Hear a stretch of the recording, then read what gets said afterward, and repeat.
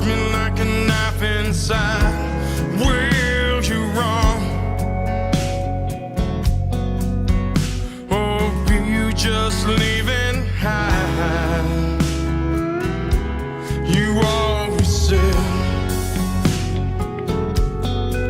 that I've let you down so many times, but now you see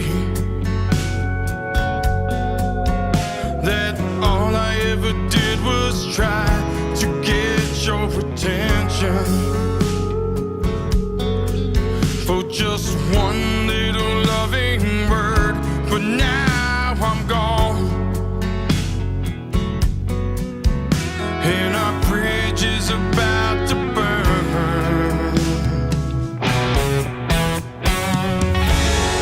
I don't have to like you, but I love you. You're my flesh and blood. I don't have to like you, but I care of what you're thinking of. I don't have to like you, but I'd miss you if you went away. Oh, please tell me you love me before I fade away.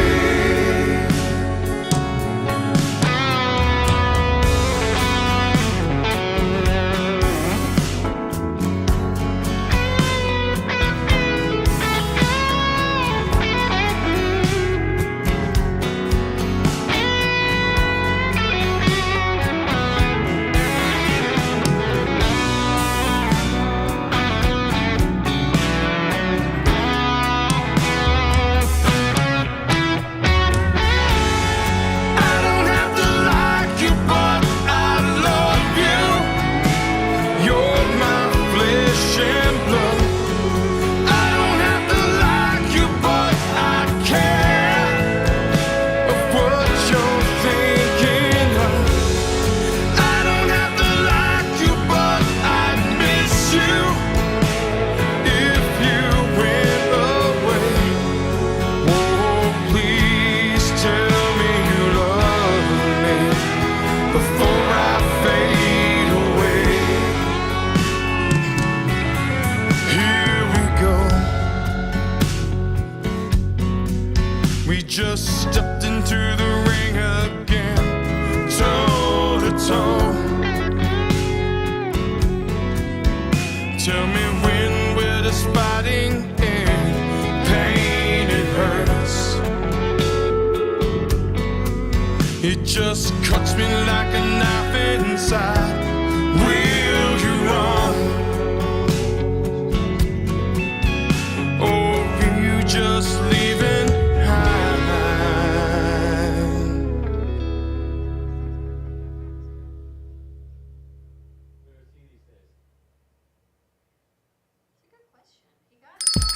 It's lunchtime and the Brooklyn Cafe is open for business. Live from the Amp Media Studios, Dawn and Freddie S. and their team are ready to serve up a huge portion of fun for lunch with friends and neighbors. So let's break open that lunch pail and unwrap that sandwich you brought and take a front row seat in the Brooklyn Cafe and get ready to enjoy some humor and hot topics. It's time to get a healthy serving of hope and happiness to help your day go by with a smile. Your hosts, Dawn and Freddie S., are ready to talk about food, health, dating, or just plain dream making. If you have a story to share, movie review, restaurant critique, or just a coincidental thing that happened to you, call in toll free 888-994-4995, Studio A right now. Sit back and enjoy your lunch break at the Brooklyn Cafe. Here are your hosts, Dawn and Freddie S.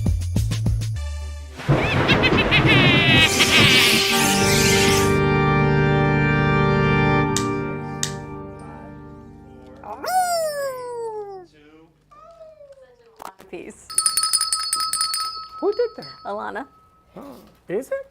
My goodness. Welcome to the Thursday of the week. My question was, how'd you find it? What? The piece, the Halloween Josh found piece. it.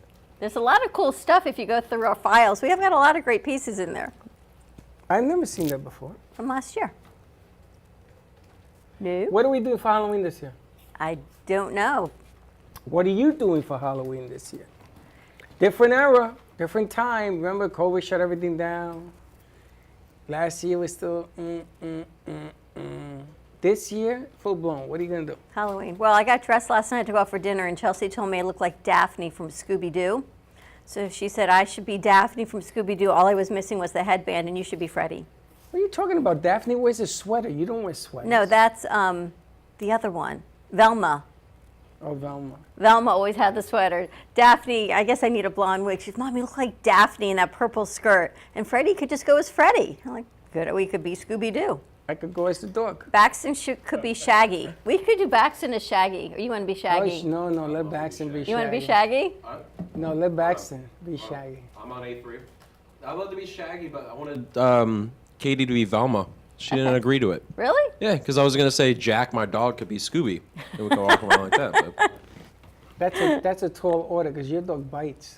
Your dog don't has say that. He's a good boy. He's a good boy. He doesn't let him sleep. His back hurt all day. I heard that he almost took a snippet out of Katie's Katie's face. face. He's bigger than Katie, I think. Because she was eating potato chips and he ruff.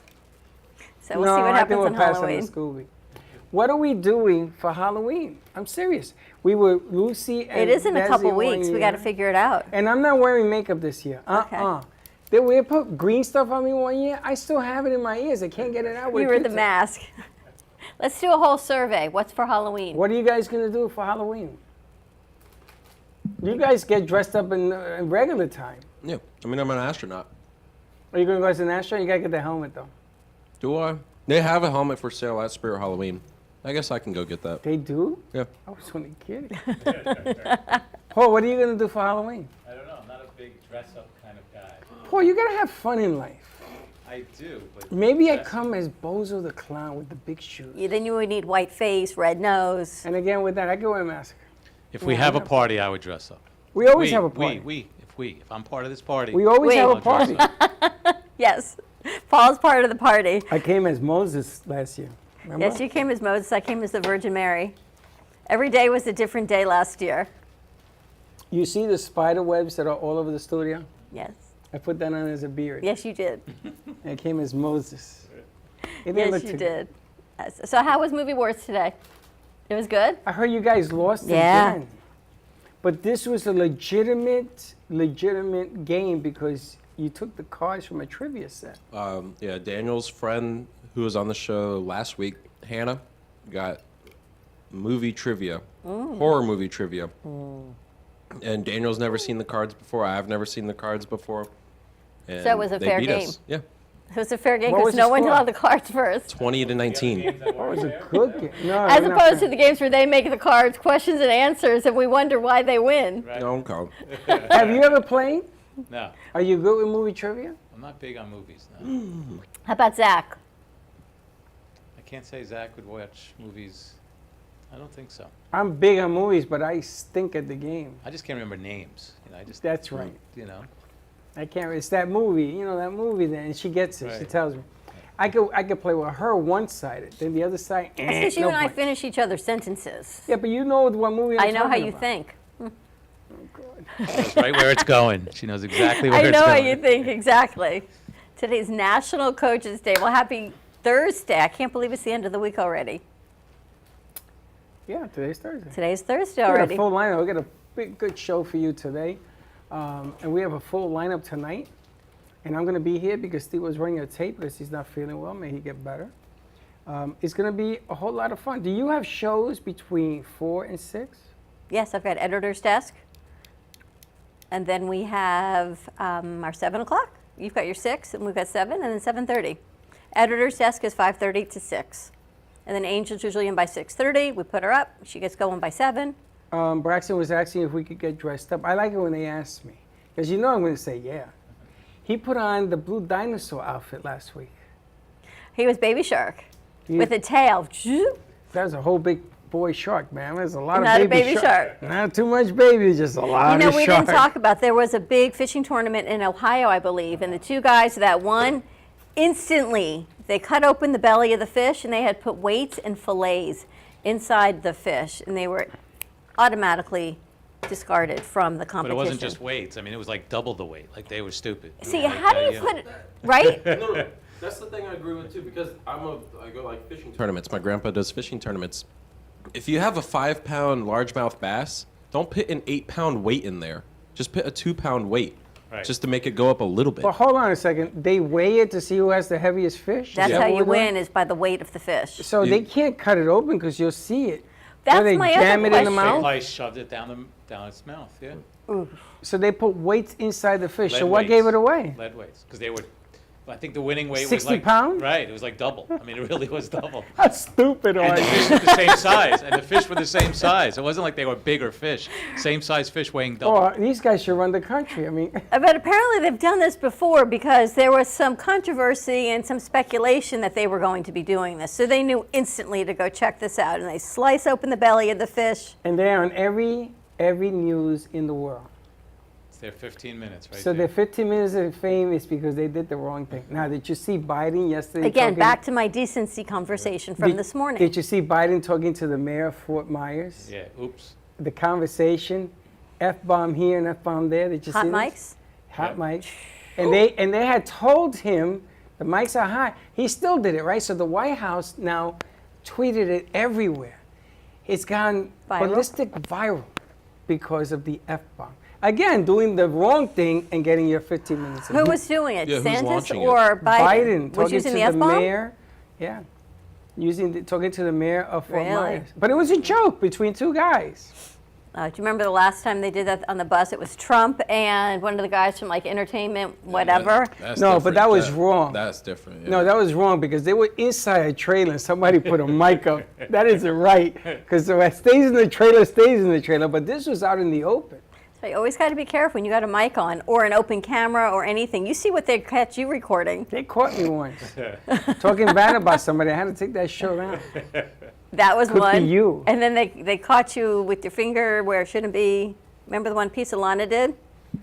No, I was going like that. Exactly. I don't Always know be why careful. that's even around. Why? Because Alana was still here. It's okay. Now we're going to get Alana back. 'cause But asked I for heard my- you had, I wasn't on here Tuesday night. We had Col Nidre, and I did a very quick pickup dinner, service under the stars on my patio. But you did a really nice job on Paul's show. Paul and I had a very good show. He did a great job on my show. It was about annuities, and I have to tell you, here's, as Savannah Guthrie says, my stupid question. What are annuities? That's what we talked You about. didn't listen to my show? Well, no, I was watching services. Sorry. Afterwards, as you know. I needed to vigorously. rewatch the show. I was busy listening to the rabbi talk about decency and why we are not even decent to each other as human beings. Because we don't have annuities. And I said that this morning. I said, I really thought he should have raised the bar and talked about kindness and compassion until I realized that's a stretch to ask people to be kind. We're actually just asking you to be decent to each other, and we can't seem to Are we manage that still on either. this? But that's why I was not listening to the annuity part of it. But now I want to the understand whole show. the annuity. I know, and it was really good. There were You a know lot how of we questions. started with the show? How? What's an annuity? There you go, but I'm bummed. Basically. That's what we started Now, there's a with. two-part answer to that. He'll get into that because it's what you understand to be and what it is. It's funny that she brings this up because people are taught the wrong things. You do things out of guilt, that's wrong. You do something because you think you have to, that's wrong. Don't do something if you don't want to do it. If you're looking for praise, why are you doing it?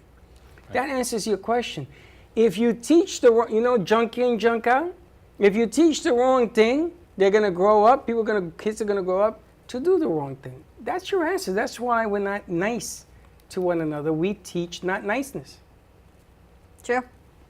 Well, it's all the sometimes- bad news. It's not good news. It's bad news, right? So if you keep pounding people with bad news, then there's only bad things out there. Where's all the happy news? That's right. But Nobody even we teaches didn't even nothing. talk about baseball. 62. He broke the record. Oh, did you see they offered that kid $2 million? Judge. Wasn't a kid. No. Wasn't a kid. You know who he Who? is. That guy's got big money, that guy that caught the baseball. Who was the guy that caught it? He's either a hedge fund or Fidelity or something like that of the world or something. I mean, he's a vice president or He's the something. vice president of the world. They Did said you this guy didn't need the money. He doesn't need the money. Did you know, see so how that's he what they caught that ball? Nobody jumped on. If that guy would have been in the Bronx, he would have gotten mugged. said. Right. Nobody even touched him. I would have been running. I would have told Freddie, tackle him, or I'll tackle him, and you get the ball, because I did that at Yankee Stadium. I actually did that. at But the Yankee other Stadium. guy was smart too. That he was too far over, so he jumped down, the guy that jumped off the side, thinking there's going to be a rebound. Yes. So he would have won there. Yeah, you but know? he was playing a rebound. That was a bad shot. That guy Do caught they that get ball. to keep that ball? Yeah. Wow. So they offered him $2 million. He said no. Really? He said no. You know that ball is going to be worth $50 million. You know that. Right. How about if you don't need it, since you're CEO of the world, You can donate it always need to charity? Nah, you can always need it.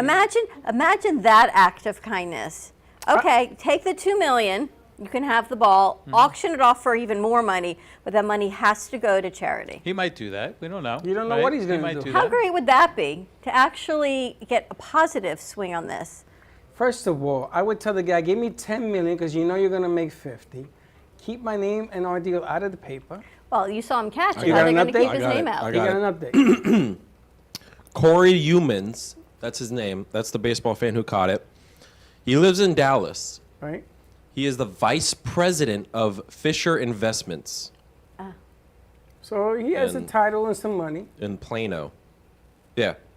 I guess that's all I have right now. But for him to catch that ball is amazing. Yeah. I mean, that is. And you know something? I got to tell you, this baseball season, if you're not a fan, you should have been a fan. You got to see Judge because it's called Judgment Day. What a name that this guy has. Judgment Day, they call it, right? He's a free agent. He breaks the record for homers cleanly because even the guy's son said he is the true home run king for a year because all the other guys, Sosa and those guys, you know, they're steroid. So he won that.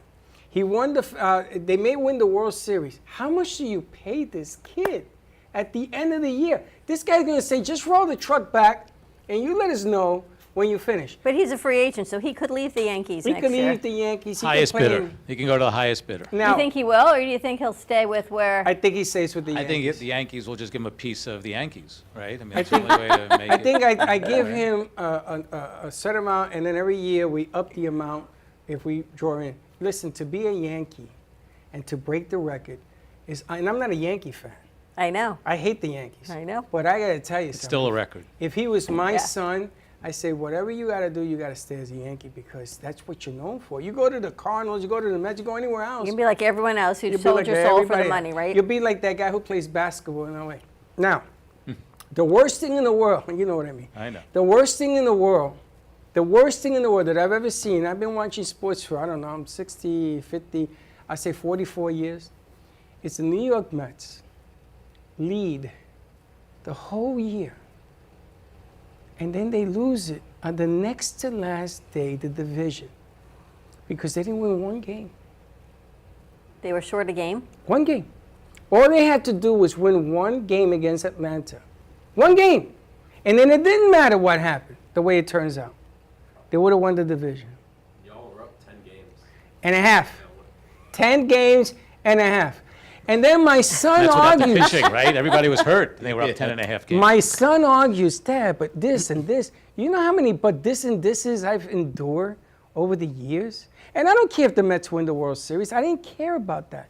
I bought the package because I saw that the new owner was bringing in money. Second or first most expensive because I think Bauer contract reduced the Dodgers.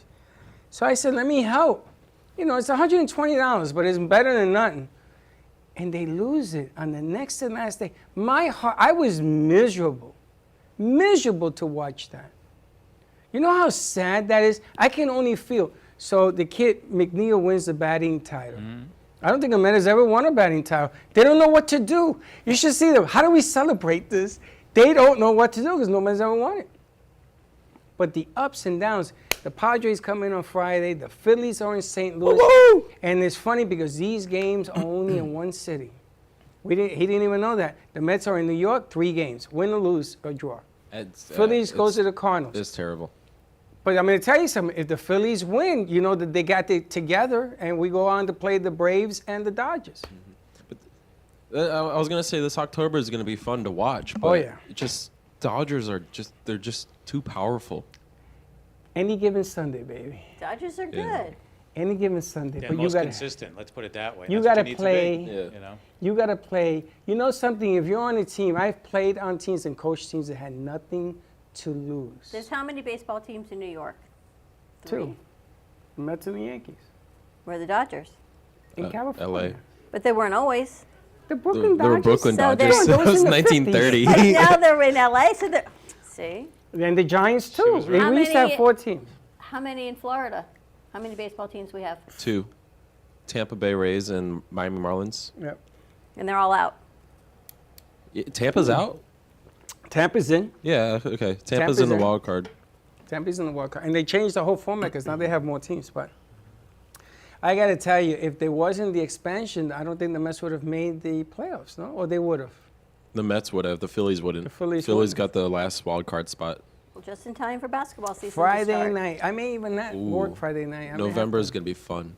Basketball, November's baseball, and it- football. And hockey. You got a big show coming up then in November. You better, you know, you're Yeah. gonna have a lot. Well, the going on. Flyers you a- aren't good, so I Are don't you a have to worry about baseball that. fan? You know, this time of year I'll watch, but I'm You not. like you like football? Football I'll watch Who's all your day fan? long. Who's your team?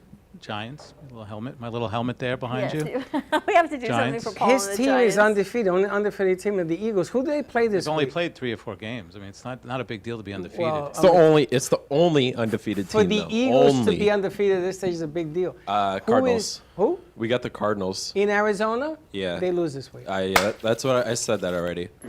What's the points? Take the points. And is Tua still out for the Dolphins? Yeah, he had to be out. I mean, if he wasn't going to be out this weekend, then the NFL would have been shut down. Do Yeah. you think that the kid should not be allowed to play for the rest of the year? That's really up to his family. Nope. The NFL is going to ban him from playing for the rest of the year. This is what I heard. They want him to quit. Apparently, what happened to him is a lot more serious than they're letting out. Of course it is. Damage to the cortex of the brain. Because I'm pretty sure you don't have time to let the brain to heal. You just send him back out there to just get it more damaged. I mean, that hand movement.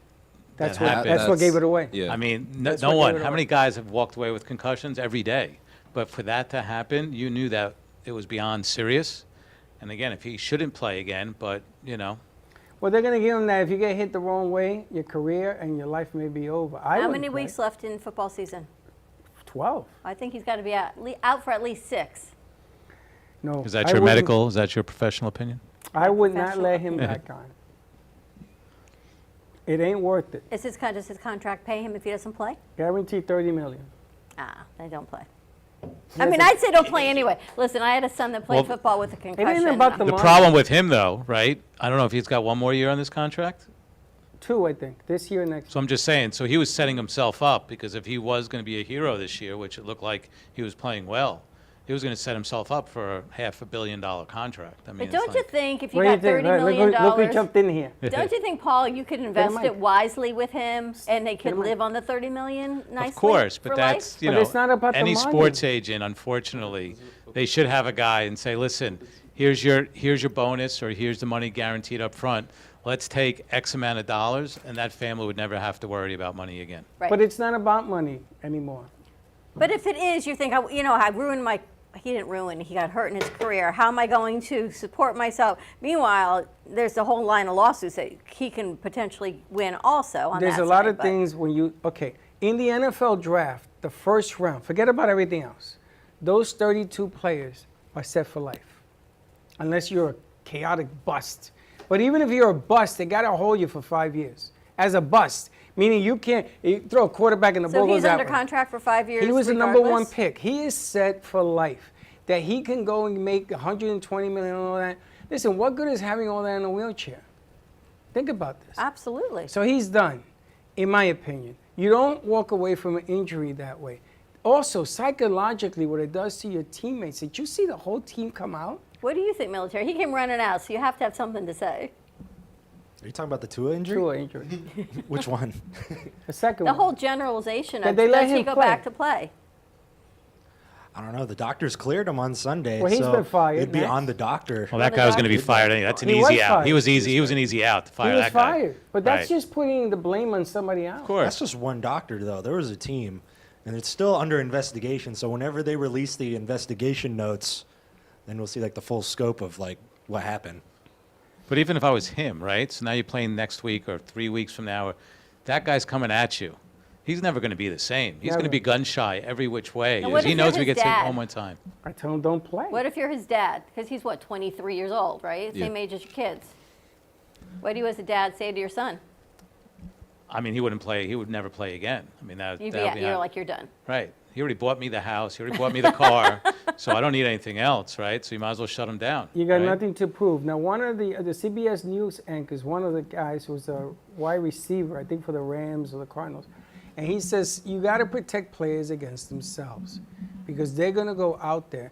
I did a show with a gentleman, I don't want to use his name on the air, but he told me how his world coach told him, get your butt back in. He was one of the greatest in the game, and he played back in the day with concussions and stuff. There was no protocol.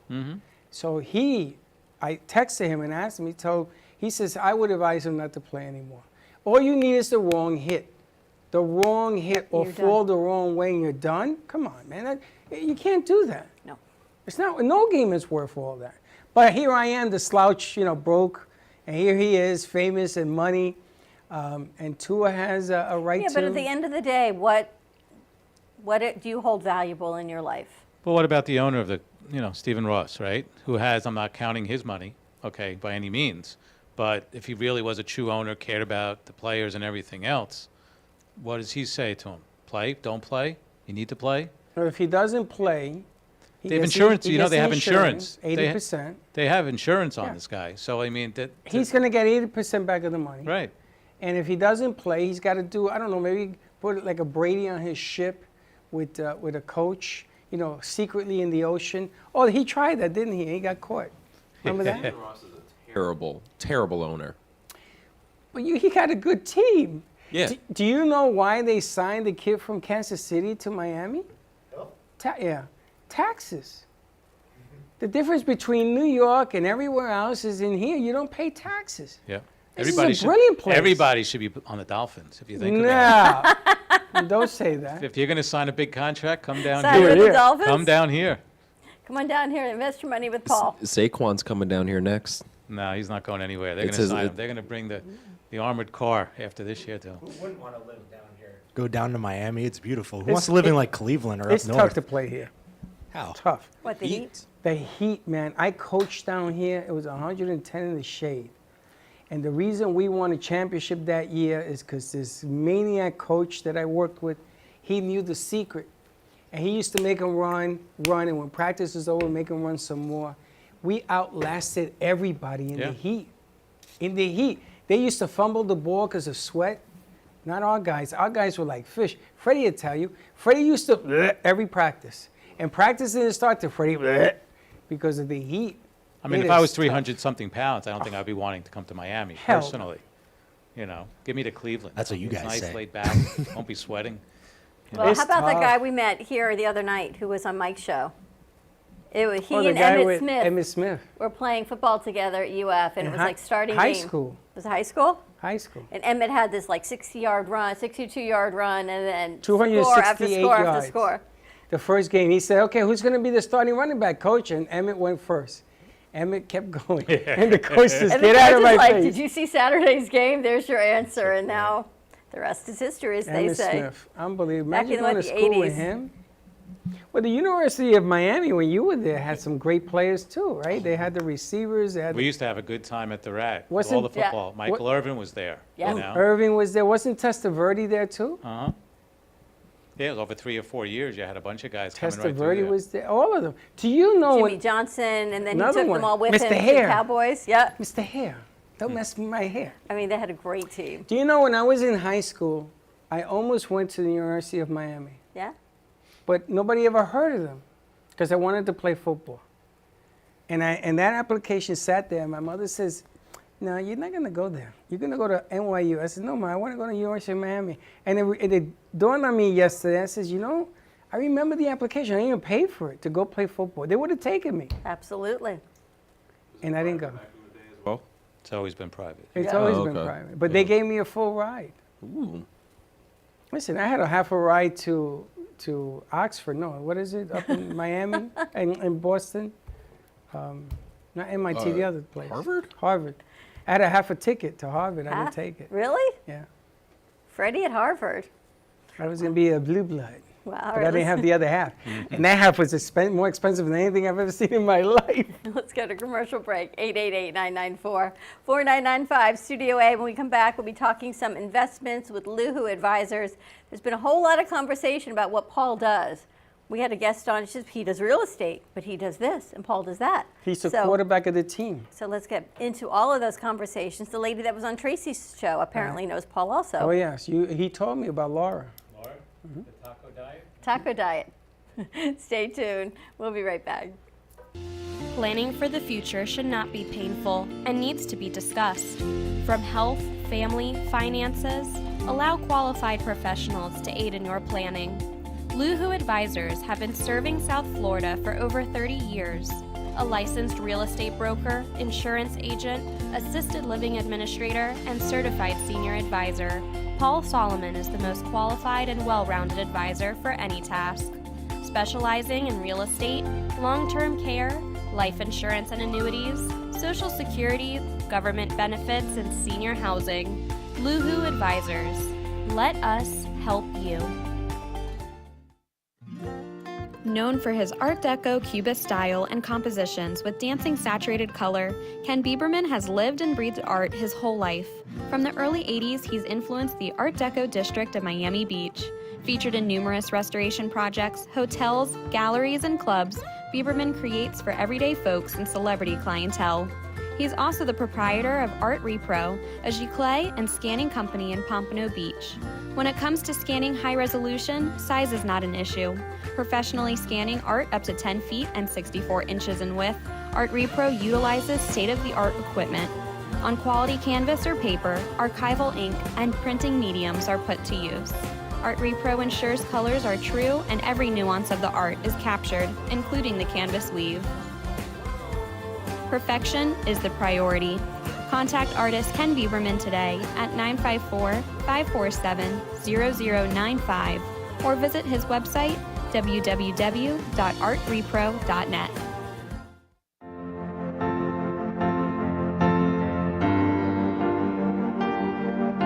Being a successful woman in business means having the courage to own who you are.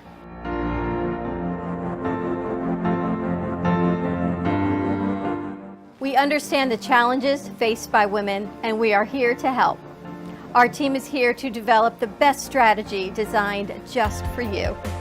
Your path is unique, and with the right tools, you can accomplish your dream. From radio to TV, from podcasting to magazines, we create the visibility to amplify your impact in business. At New Dawn Media, we are here to help bring your message forward and help your business flourish.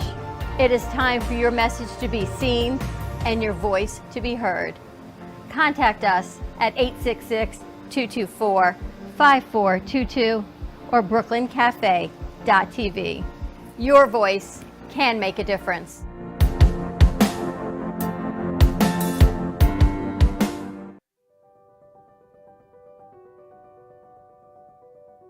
Welcome to Movies of Delray, a family-run movie theater that has been serving the Delray and Boca community for over 30 years. Open Wednesday through Sunday, Movies of Delray offers great admission prices, low concession prices, and quality customer service.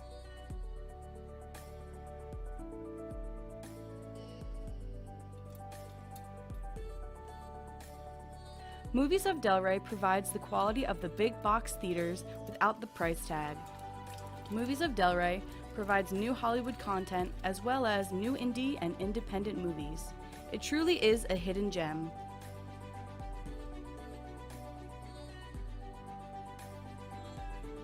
Whether you're hosting a private event, party, or fundraiser, or are looking for your next date night activity, Movies of Delray is the perfect choice.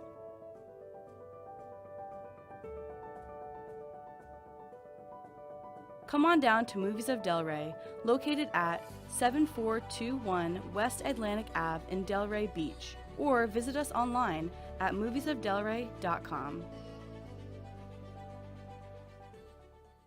Le Sorel Restaurant, home of the authentic Italian tradition, offers a large menu that consists of seafood, steak, homemade pasta, brick oven pizza, and homemade desserts including a wide wine selection. We also have the best bar in Boca Raton with delicious cocktails, homemade limoncello, cappuccino, Italian espresso, brandy, and other specialties. Open every day with a lunch and dinner menu. For more information or to make a reservation, contact lesorelrestaurant.com or call 561-235-5301.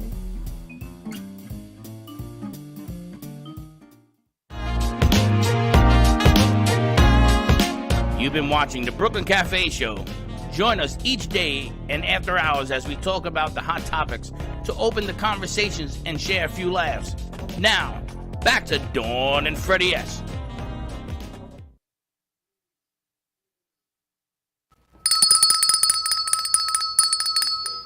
And we're back. Let me ask you guys a question. If you look over this shoulder, you see what's behind me, right? Mm-hmm. Is that creepy? Queen, Yeah, over your left shoulder. yeah. Why is it creepy? I don't know. People say that it's kind of creepy. Only one person did. I know, but what do you think? I don't think it's creepy. When we are on stage and there's a bunch of people in the crowd and people take pictures, you see people in the crowd, right? Isn't that like the same Is that what you're trying to difference? achieve? Yeah. Ah, very nice. This is why it's on my side, not your side, because you got that. Law. I know. I know. But is it creepy? I think it's kind of cool. No, I kind of like the way the black and white balances. I think we have no lights here, but I like the way the black and white balances between us. We don't have any batteries left? Yeah, they're all on. Yeah, they're in the charger. They just got to load them up, I think. You could take one of my lights away. Paul's got 3, you and I got none. I got 4. I He's got 4 got lights. 4, you and I got none. That's The magic funny. of TV. We're using all the lights? Impossible. You know what? There's another light here. It's off. Anyway, I know we want to talk to Paul about everything that's going on with LUHU Advisors because we had connections with Tracy Latome, and Laura Sanders was on her show on Tuesday night, and Laura sits Go down ahead. and Tracy says Laura knows Paul really well when he used to do real estate. Or I go- tell them to isolate on us so you can walk back. I said, but Paul still does real estate. So Paul does a lot of everything. Or But little wait a of minute, wait a everything. minute. Can we go about this differently? Because every week on your show, we sort of go in one direction. Right. So last week, when I got the pleasure of doing the show one-on-one with you, and I've done some of the stuff that you've done over the years. I want to go in a different. I want people to understand the setup of what it is that you do. So everybody's different. Like Dawn's family is different. My people are different. So what he's going to talk about right now is going to be a generalized, you may not fit that bill. You have to contact him to fit the bill because you got a phone call, right? Yes, got a phone call yesterday. So now let's go in that direction. What do you want to start with? Wherever you want to go. So usually if I get a phone call or referral, most people say you got to call Paul, but they're not sure exactly what I do. And I understand that to some point, but and it's not that I'm not an attorney, I'm not a CPA, but I understand what the attorney does when it comes to legal documents. And again, we're talking about baby boomers to seniors. That's my business. That's my business model. That's what I touch. And there's certain things that you should be looking at or have done, or now you're in the crisis mode because it's a loved one that's older, that you need to start looking at the different things that are involved, whether it's the real estate side of it. And I've been a real estate agent and broker since 1988. I own my own office. I've owned a RE/MAX franchise. I've owned an Exit Realty franchise. So I know the brokerage end of it for sure. I've done commercial real estate. I've done commercial leasing. I've leased homes. I've done everything you could possibly do in real estate. I don't so much come out and talk about it as much because I'm trying really to get people to understand more about the baby boomers and seniors and the financial end of it, because that seems where the biggest struggle is. The biggest struggle the families are having is how to pay for long-term care, how to either have the home care, where to put mom and dad. Is it financially sound to put them into an assisted living or keep them at home? Or what about government benefits and what can I get, whether it's a VA benefits or Medicaid benefits. So when I'm meeting with a family, and usually sometimes I'll meet it'll be a real estate lead that I get, knowing that they're 75, 80 years old possibly, and then we start talking about more. So they don't even know what I do possibly, and I explain to people what I do. If somebody's talking to me about long-term care and they're talking about their loved one, that they're thinking about home care or something else, then I start talking to the baby boomer part about long-term care. And if they're over 62, well, here, maybe we can get some money out of reverse mortgage. So it can go in many different ways when somebody talks to me. So if you want to say that I'm a financial advisor, great, but I'm not selling stocks, bonds, and mutual funds. That's not what I do. I'm not an attorney, so I need an attorney to do the legal documents, even though I know what legal documents a family should have and should have updated. And when it comes to the health portion of it, there's geriatric care manager that I refer people to so that they can be the eyes and the ears of the family. Like the guy that just hired me, he's in New York, and he's like, I can't get down there, but I need somebody to keep an eye on my parents, the medications. The dad needed to go into a nursing home. And they called me up and said, do you know a good nursing home? I gave them a couple referrals, but right now beds are tight in a lot of these nursing homes. But that's kind of what I do. If I don't have the answer, I lead somebody to the answer. And that's kind of how the whole thing is set up. But the thing here is, I look at it again as a football play. So if it's fourth down, do you go for the field goal, do you punt, or you go for the play?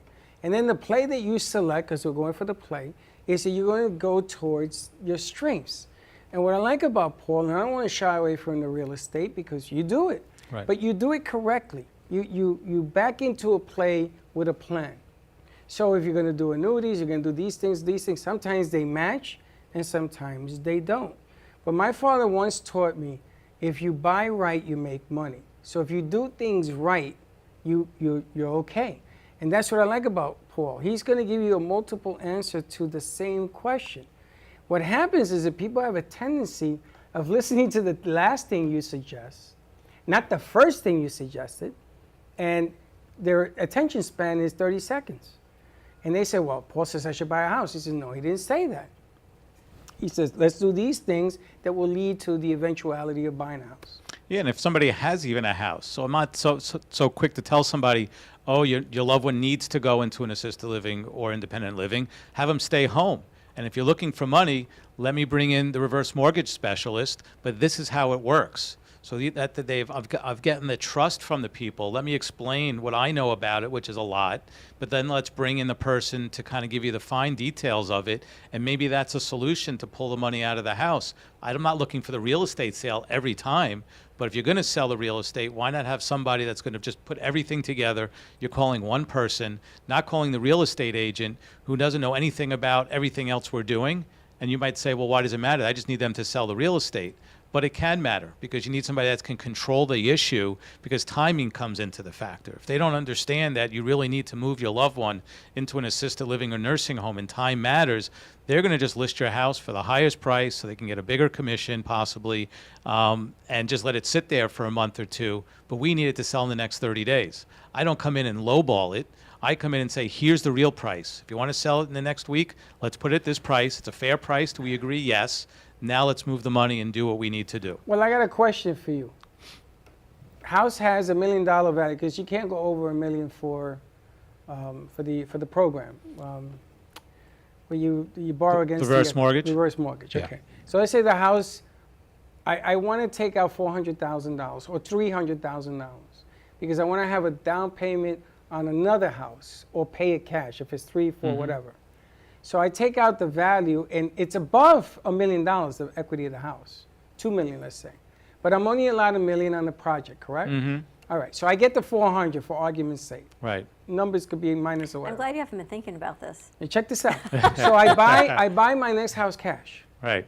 Now the information about the million is between me, you, and God, right? It has nothing to do with me selling it for $2 million on the market. Right. Okay. Watch the bouncing ball because they totally misunderstood this. So I buy this house cash for 400. So I got no note. I got no insurance necessary, even though you should. But you don't have any mortgage insurance because you bought it cash. Right. And there's no mortgage. So I don't have to pay back the 400. But I still have to continue to pay back the mortgage on the first house. Now, your theory is correct. The only but in there, Has to be my main house. got to be your primary residence. So, I moved to my new house as my primary residence. It's my primary now that I took the money out. Right. Am I allowed to buy another house? You got to sell that $1.4 million. I put it on the market. Right. Simultaneously, I don't know when it's going to sell. Do I have to wait till it sells? That's a gray area, which I gray know it area is is. okay. Right. I So know we, it's a we gray could play. area. We could play with that gray area. I know it's a gray area because We I all did live in the gray area. I did some investigation, Right. depending on the age and the circumstances. Yep. Now, if you do it with a Paul, who does both ends of the deal, you're better off than to bring somebody else who doesn't know anything from Shinola. Yep. This is what I try to explain. Now, if you're getting ready to sell the house and you make this move, you're dealing from strength, right? I negotiate a deal from strength because I got the cash. You Right. want to do a cash deal? No mortgage wait? The whole nine? Ain't going to take you 90 days to close. We're going to close now. And then you just got to balance out the other end. But it is doable, correct? It's doable. My goodness gracious. People just don't understand the power of talking to somebody that clears a path. And I did this for 17 years, and I never understood it till I met Paul. Well, it's kind of what you've done with other clients is you've reverse mortgaged, they've bought another house. Now, if there's a lip of time before your first house sells, Right. but it's on the market and it's going to sell, but you have to be careful because then you have your homestead exemption insurance. If that's not your primary residence, they can upcharge you $50,000 in Well, property taxes if it's not your primary residence, if you don't declare it. But again, it depends on the time of year too, because usually the last person's homestead kind of carries on for the rest of that year until you sell it.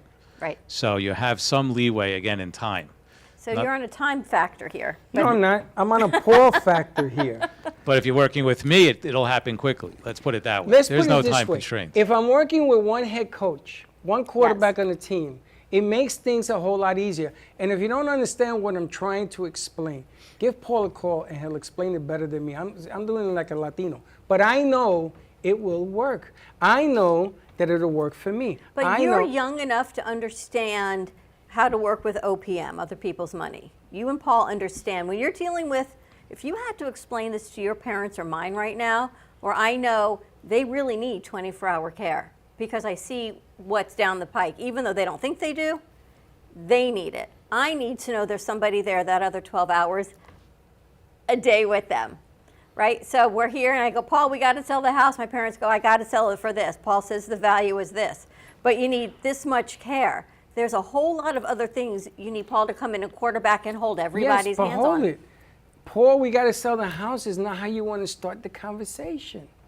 Paul, my parents need more care. Paul, my parents don't listen.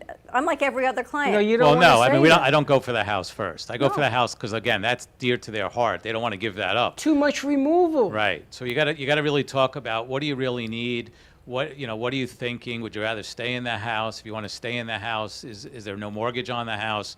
Let's either do the reverse mortgage, let them stay there for as long as they can stay there until something happens, and something always is going to happen where one of them, if they're both alive, one of them has to go into either assisted living or a nursing home because they slip and fall, and then they can't come home. That kind of starts the snowball. So I kind of, when somebody hires me, unless they're hiring me for crisis mode and they're going into a nursing home, they could only be with me for a short period of time. But I have clients that's a year, 2 or 3 that I'm just continuously just doing things for because it's just the timing aspect of it. And they usually call me before they call their attorney, not so much a legal question, but they're asking me, okay, what should I do next? Like, what's the next step? And I have an example. I mean, I went to a client, today is Thursday. I think it was on Monday or even last Friday. The daughter's sitting in New York. We did a Zoom meeting. I'm sitting in the parents' house, 89 and 87 years old. They shouldn't be living at home. So the family wants to bring them back up to New Jersey. But the place in New Jersey is $13,000 a month for the two of them. And I think it's independent/assisted living. Okay, so it would be half the cost here, but they're going up there. And the father, all he wants is his VA benefit. And we're arguing over the VA benefit. I've done VA applications. He's calling it one thing. I'm calling it another thing. It's the same thing. And I'm telling him that he needs to show some type of care that he needs. And he's like, but I'm disabled because I'm 65 because that's what the rule says. That's great. That's one thing. but you have too much income, you have too much in assets, and what do you think about Medicaid? Oh, I don't want Medicaid. Those are for indigent poor people. I said, you're wrong. I said, there's more middle class on Medicaid than anybody could realize. And all we can do in the state of Florida is we can move money around legally and qualify somebody for Medicaid. It's all above board. It's all transparent. I work with an attorney and we do this. And she starts talking to me back and forth. Well, where she wants to put her parents up north is something called a CCRC. So it's a continuous care retirement community. And they'll bring you in as an independent living, and you can stay there and move to assisted living, and then you can go into the nursing home portion. Problem with that is you got to come up with either $2, $3, $4, $500,000 up to $1 million. You pay them, okay, and then you have to pay $5,000 a month in this one in particular for maintenance. It's a lot of money. All right. So I said, "What you're telling me what your parents' assets are with this house they need to sell? Maybe they have $400,000 or $500,000. They don't have enough money to go into the CCRC because you got two of them. You got your mom and your dad. All right, and you get paying $5,000 a month. Where are you getting that income from?" And they're saying, "Well, the VA will pay for X, and you're telling me Medicaid will pay for Y." I said, no, not in a CCRC. All bets are off because if you're going in there, everybody knows you have money, and certain things won't qualify you as kind of, I'll call it a write-off against what you're getting from VA or Medicaid. I can't do that. So I'm Is sitting that $5,000 a month? a month for maintenance, just every month. Okay. $60,000. Right, a year, and then in 5 years, that money's gone. So they could live 5 years or not. I said, are you adult children ready to throw money in once you blow through this money? Like, no. And she's like, no, I never thought of it that way about the 5,000. I said, well, that's why you're paying me here. And I was doing a consulting gig there for them. Are they here in Florida? The parents are here in Florida. I said, A, your parents shouldn't be alone. And she agreed. And I said, you have a big house. You need to sell the house, get the money out of the house while the market's still high, and let's then take the money, whether they stay here or go up north. So now they're deciding that. I said, but if you go up north, you're going to blow through all this money. I know nobody needs the money because she said, none of my siblings need the money. We're going to spend it on them. I'm like, that's great. I said, but if your mom, who's healthier, lives another 10 years, you're not going to have the money to spend on her. Assisted living is where you live and there are people that come in and check on you? Is that what it's? Yeah, but again, I mean, for all my assisted living fans out there, I'm sorry to say this, but it's kind of a false sense of somebody really being around all the time Because for they're you. not. They're not. Well, what if you have an aide? Like your parents have an aide. Yeah, my dad was in an assisted living, memory care, and we hired an aide on top of that. So you're spending $6,000, $7,000, $8,000, then you're spending it on the aide. So it's not one-on-one. So that's why I try and tell people if somebody could stay home, or even somebody with a bigger house, sell the house, move into something smaller, pay cash for it, do whatever, reverse mortgage it, whatever, okay? But then get care and stay there as long as you can stay there, because it's a lot better than going into an assisted living. Okay, so in her parents' situation, I can reverse mortgage on the value. They don't own any money on it. Right. Okay, so I can reverse it and buy something smaller. Well, I would They say would sell sell it, and then buy a villa or a smaller house with a reverse mortgage, because you can't buy it with a condo. So it's got to be a villa. It's got to be a homeowners association or a single To buy or house. to sell? To buy. So if they sold their house, they could go into another adult community and buy it with a reverse mortgage? They So could they buy- take all the proceeds from the sale of their house and they keep that to live on? Yes, depending upon the value of their house now. If they go buy something smaller, let's say it costs $400,000 or $500,000, $300,000 Right. to $400,000, they would only have to put down half. So they would come in with $150,000 or $200,000. Whatever proceeds of their house they have, we move those, protect those. And now they have, no mortgage payment on this new place, but it's smaller, more manageable, less expenses, and then get aides to come in there and maybe pay for the aides off of the interest of their money, depending upon what we get out of their house and what their Well, assets they and have. my dad's on claim, so he's got enough. So his old dual policy pays for his aides. Right. And then we sell the house, pay back the reverse, and then you have home free. And here they live like a king. Yes. You just got to buy right. But this is what I'm talking But no, about. then there's the psychological side of what Paul's got to deal Absolutely. with. I've been in this house for 50 years. But that's what he does. What am I going to do with my wedding trousseau? You take it with you. What's a trousseau? All the stuff my mother took That's when she why got they married have on her storage honeymoon. units. Storage units are the biggest thing going down here. Really? Everybody's got one. You rent Oh, one. there I'm you go. I thinking never of even turning thought my of that. house at Beaucaire into a giant storage rooms. Right. Boom, boom, boom. I make more money renting those things out for $2,000 a pop. But I'll that's have why 25 Paul's of so them. good at what he does, because it's the psychological side of letting go. I'm just the telling you, life that you there see. is a situation remedy if you have somebody like him come in Sure. and explain to you not the one issue, but the multiple issues that you're going to be facing making one move. And I always start off with everything by saying, how are their legal documents? Because without newer legal documents and the right people on the legal documents, power of attorney, healthcare directives, that's problem number one. So that's not even my situation. That's just me saying, hey, let's go to the attorney.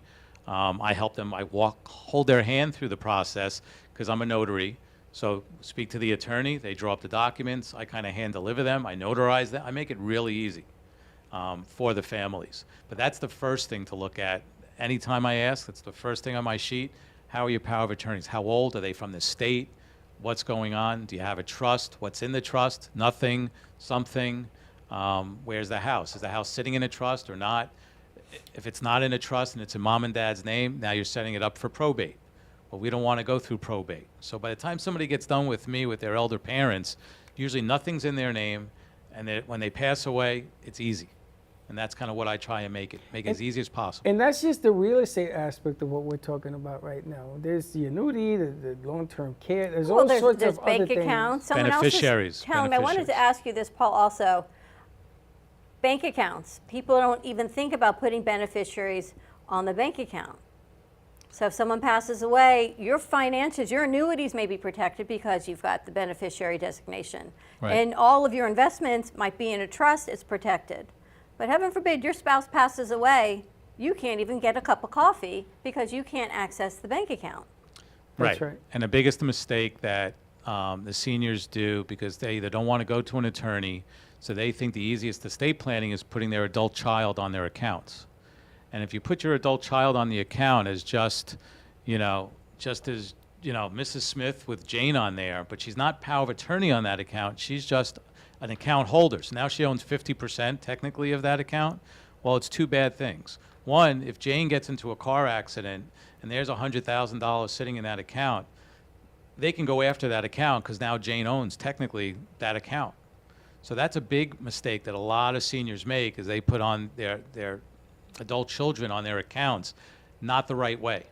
And I discuss that with them all the time. You don't want your adult child just on that account as an owner, because if something happens while they're out driving, doing whatever, and they get sued, that account becomes theirs, becomes sucked into this lawsuit. So what's your other option? Being on that account is power of attorney.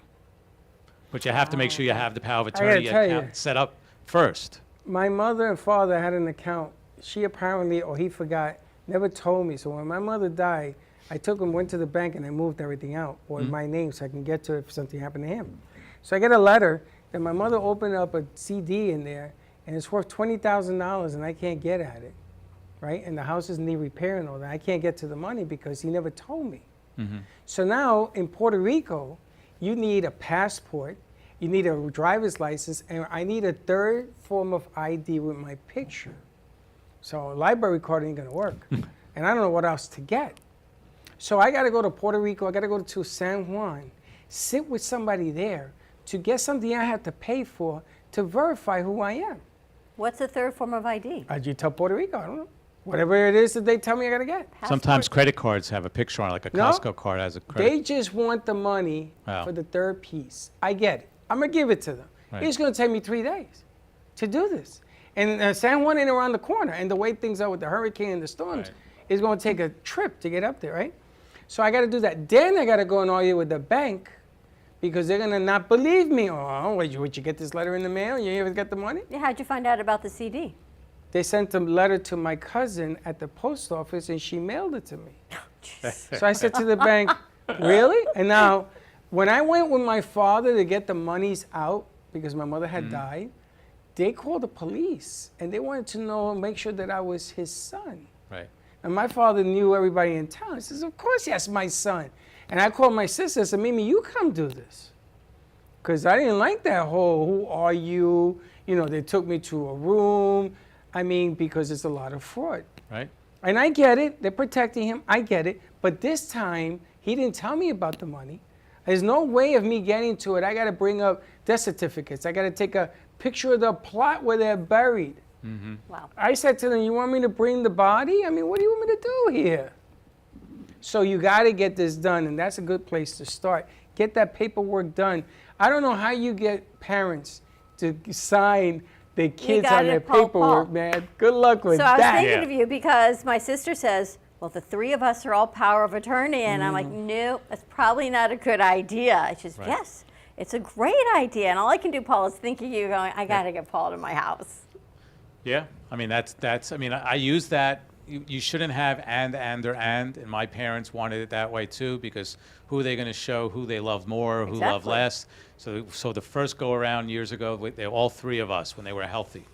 Then when it came to this time around, I said, okay, that's not going to work, and this is the reason why. I can't go to the bank then without my sister or brother. All right, I can't make a decision in the hospital without my sister and brother. I said, once I can't get a hold of them, and it means life or death.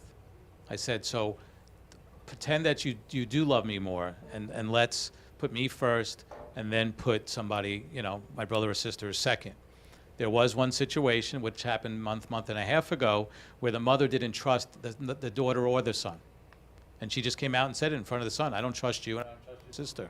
So I said, well, the only way that we can do the planning is I got to get the money out of your name. So why don't we put both of them and let them fight it out? And she smiled and she's like, let's do that. So she signed then the power of attorney saying that we put an and in there. Don't like to do that, but we did it in this case. And sure enough, within 3 days after the ink wasn't even dry yet, the daughter tried to go to the bank and pull all the money out. And the bank said, no, sorry, where's your brother? So it worked perfectly. I got to tell you, I begged my parents to put my sister, when my brother died, I said, Mom, Dad, put Mimi. It's okay. I don't have that ego. I know you love me. Put her, put them, put somebody. Right. Because the disaster that follows when you put nobody is horrible, man. Because you're looking out at things that you need to do and you can't do them, and there's just money sitting there and the banks are using it, and they have no intention of helping you get it out. So I had begged my mother, I begged my sister, I said, listen, let them put it in your name. It's okay, Mimi. It's all right. Let them do it. Like you have your brother and your sister and all that. I didn't care about that. I wanted them to be happy. I borrowed money to build a generator in a box for them because I wanted them to be happy, and I paid for that. And I said to them, don't worry about it. Give the money to Mimi. And they didn't listen because they felt bad. You are the youngest. I said, Mom, don't worry about it. And what about POD, someone said? Bank accounts you can put payable on death? Correct. And how do you do Whoa, that, and what where is does that come from? Yeah, it's like having a beneficiary on there, but that's the title when you go to a bank, that's what it's. Is that titled. new? It's been around a long time. So are you better off doing a POD or are you better off doing a POA? Well, you should do a POA anyway, because you're going to need it to be able to talk to the bank. What's a POA? Power of attorney.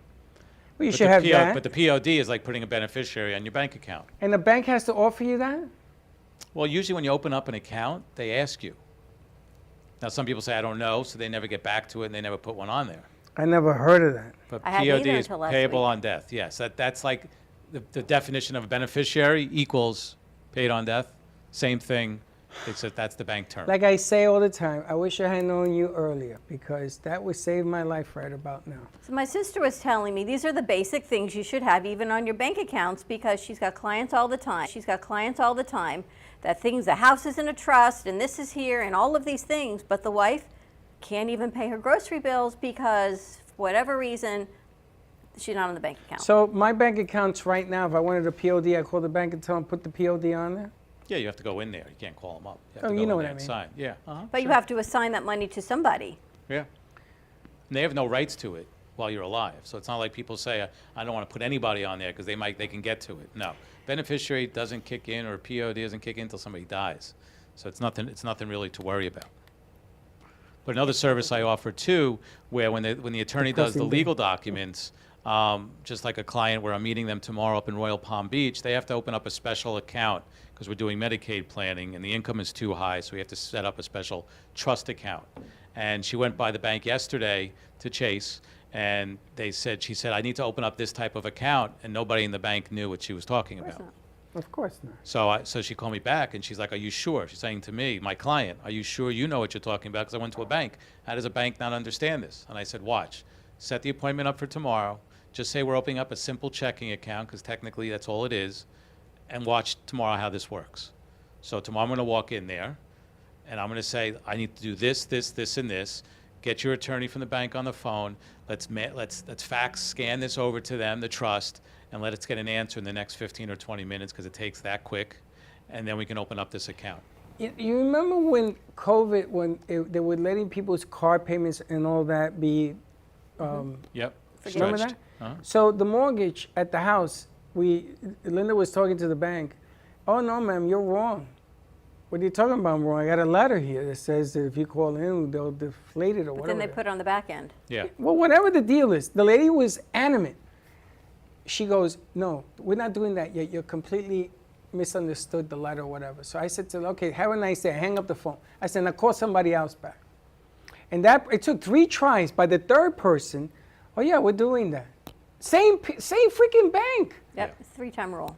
Oh And my if you get 2 God. answers that are the same, you got to figure you go with majority rules on what they say. And you handle all that mess too? Yeah, I mean, again, I sit down with Yeah. them, I see what's going on. I mean, that's kind of this other family hired me as a consultant. So they weren't sure what they wanted to do yet, but they said, we need to talk to you. So I charged them per hour. I went to their house, sat there for 2 hours. They Venmoed me the money at the end of the meeting. I sent them a receipt, and she couldn't be more happy. She's like, we'll be in touch. I just don't know what we're doing yet, whether it's a house sale, whether you're going to help me get them into an assisted living, whether we're going to file for Medicaid here, or it might just be a house sale and they're moving up to New Jersey, even though I understand they're going to run out of money at some point. But this is what we have to decide as a family. But thank you, and everything I've read was wrong, more or less. And remember, ladies and Let's take a gentlemen, break.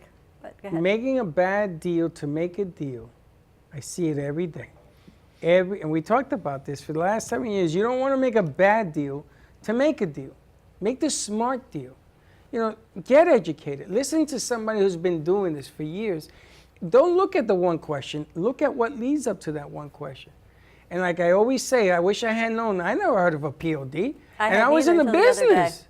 Yeah. This is crazy, man. All right. Actually, my sister said, you should really do a show about this. And I said, well, we do, but now we need to expand the show that we do about this. I was Right. telling Paul I would love to do a seminar. This POD in itself is a freaking seminar. You know how many kids walk around, their parents, like Juji. Juji has the same problem right now. He's trying to get the money out that his father left in the multiple banks. Not one bank, multiple banks to fix the houses and everything else. Now I'm going to call him tonight and says, yo, you don't have a POD? Give us a call, 888-994-4995, Studio A. Stay tuned. We'll be right back. When it comes to investigative services, you can't settle for inattentive or irresponsible services. PI Network of Florida is a firm that you can rely on for actionable insight for personal or professional matters. From surveillance and insurance claims to background checks and identity theft, the investigative services are extensive. With over 30 years experience and 2 decades of serving the community, PI Network of Florida is trustworthy and reliable. Call today at 786-768-4394. Trust your gut. Trust PI Network of Florida. Born in Marseille, France, Max Lazega creates whimsical and free-flowing interpretive art. His 40 years in the construction industry created a foundation for his craft. His unique work displays his view of the future with bold and playful combinations of materials and processes, but the methodology remains consistent. He fuses recycled materials and discarded building supplies into a fresh, well-executed approach. Lazega has lived in Miami, Florida most of his life, where he pursues his lifelong passion of creating industrial art. For more information, contact Max Lazega at artworkstudios.org or 786-326-8873. Meet Jay Harmon, one of the many artists held in the Brooklyn Cafe Gallery. Jay specializes in various different art styles, but his medium to work with is colored pencils. His unique style comes from being self-taught and years of practice. Jay pulls his inspiration from many outlets like people, television, celebrities, and many more. With multiple original pieces, Jay's art graces the gallery with over 40 plus works for viewing and for purchase. His many years of being an artist has given him a chance to partner with the Derwent brand, giving him the opportunity to try many different work styles and further his craft. Feel free to come on down and visit the studio to view his work, or if you're interested in your own Jay Harmon original, he's open to commissions on his website, coloredpencilartist.com, or catch his show, The Colored Pencil Artist, on Amp Media Productions on YouTube and Facebook. See you soon. What would you do if you had a broken bone? You'd go to the doctor and use your insurance, right? What would you do if you had a serious problem with drugs and alcohol? Most people do nothing until it's too late. Your insurance can help you get clean and sober with the assistance of a place like the Detox and Treatment Helpline. Many times treatment is fully covered, so why not use your insurance to treat your addiction problem just like you would if you had a broken bone? And with the Family Medical Leave Act, you're allowed by law to take off time from work, and your employer doesn't need to know the reason. So there are two good reasons. You've got insurance you can use for your addiction problem, and with the Family Medical Leave Act, it's completely confidential. Call us right now and save a life.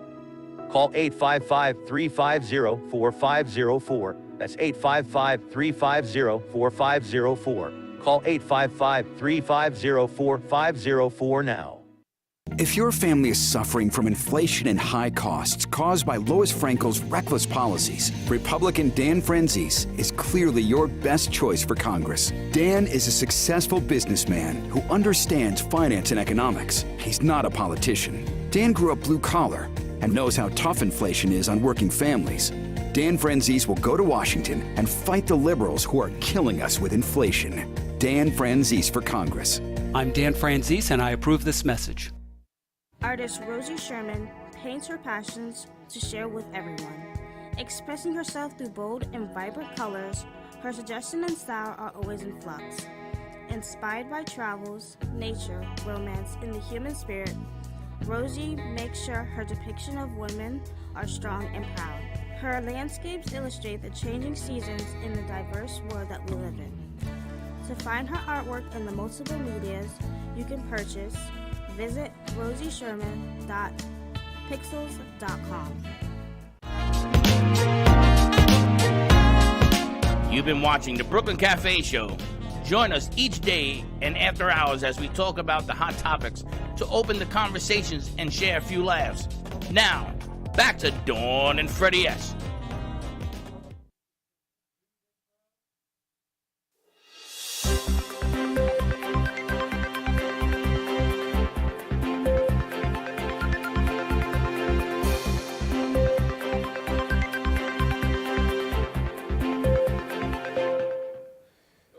All right.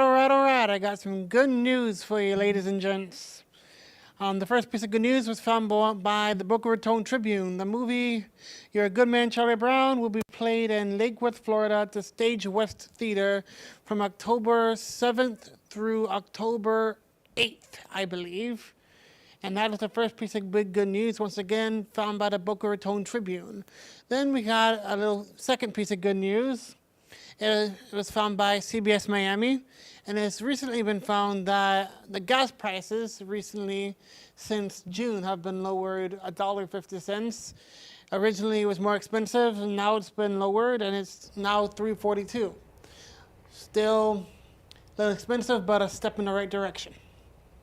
And a quote of the day we have, it's from Eleanor Roosevelt, and it states, "With the new day comes new strength and new thoughts." Yeah. And that's it for good news. New strengths and new thoughts. Amen to that. What happened? I don't know, my bell feels weird. New thoughts, it's there you go. You see, you got your good news you want. I like it. I'll stick with the good news. It's funny because Paul's talking about how siblings fight among themselves for whatever. And when you lose your parents, the fighting comes out full force because there's a whole chunk of you that's missing. And no matter who you are, it affects you unless you just nod and say, okay. And then there's the other side that I never even thought I get the passwords. Every day there's updates on the passwords. Here's my passwords of the week. Okay, they change again. Now I date them when they come in. So I said to my brother, can you ask Dad who's a DNR and who's not? Because somehow that information never got across to me. So sure enough, they gave him all the information, which you would think would be the important information to know going into any procedure, anything, on what their wishes are.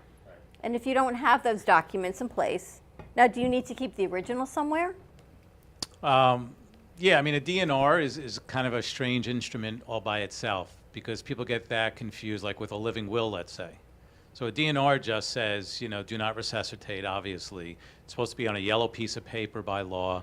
It's supposed to be like posted on your refrigerator or on your door so that if emergency comes in, that they know right away what your wishes are.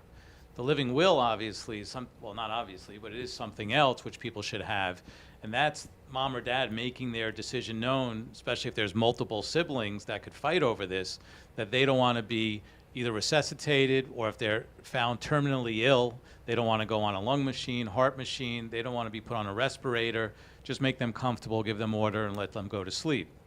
So I think that's as big as anything else, especially if they're siblings, because I could see my sister sitting there crying, you know, oh, I don't want mom to go, I don't want mom to go, and she's hooked up now for another month, where I'm saying what kind of quality of life she's having, let's just pull the plug and let's move on. So the living will is a huge document that everybody needs their parents to sign, and most of the ones I signed, 99% of them, say the same thing. Nope, just pull the plug. I don't want to live. Now, hold on a second. Hold on a second.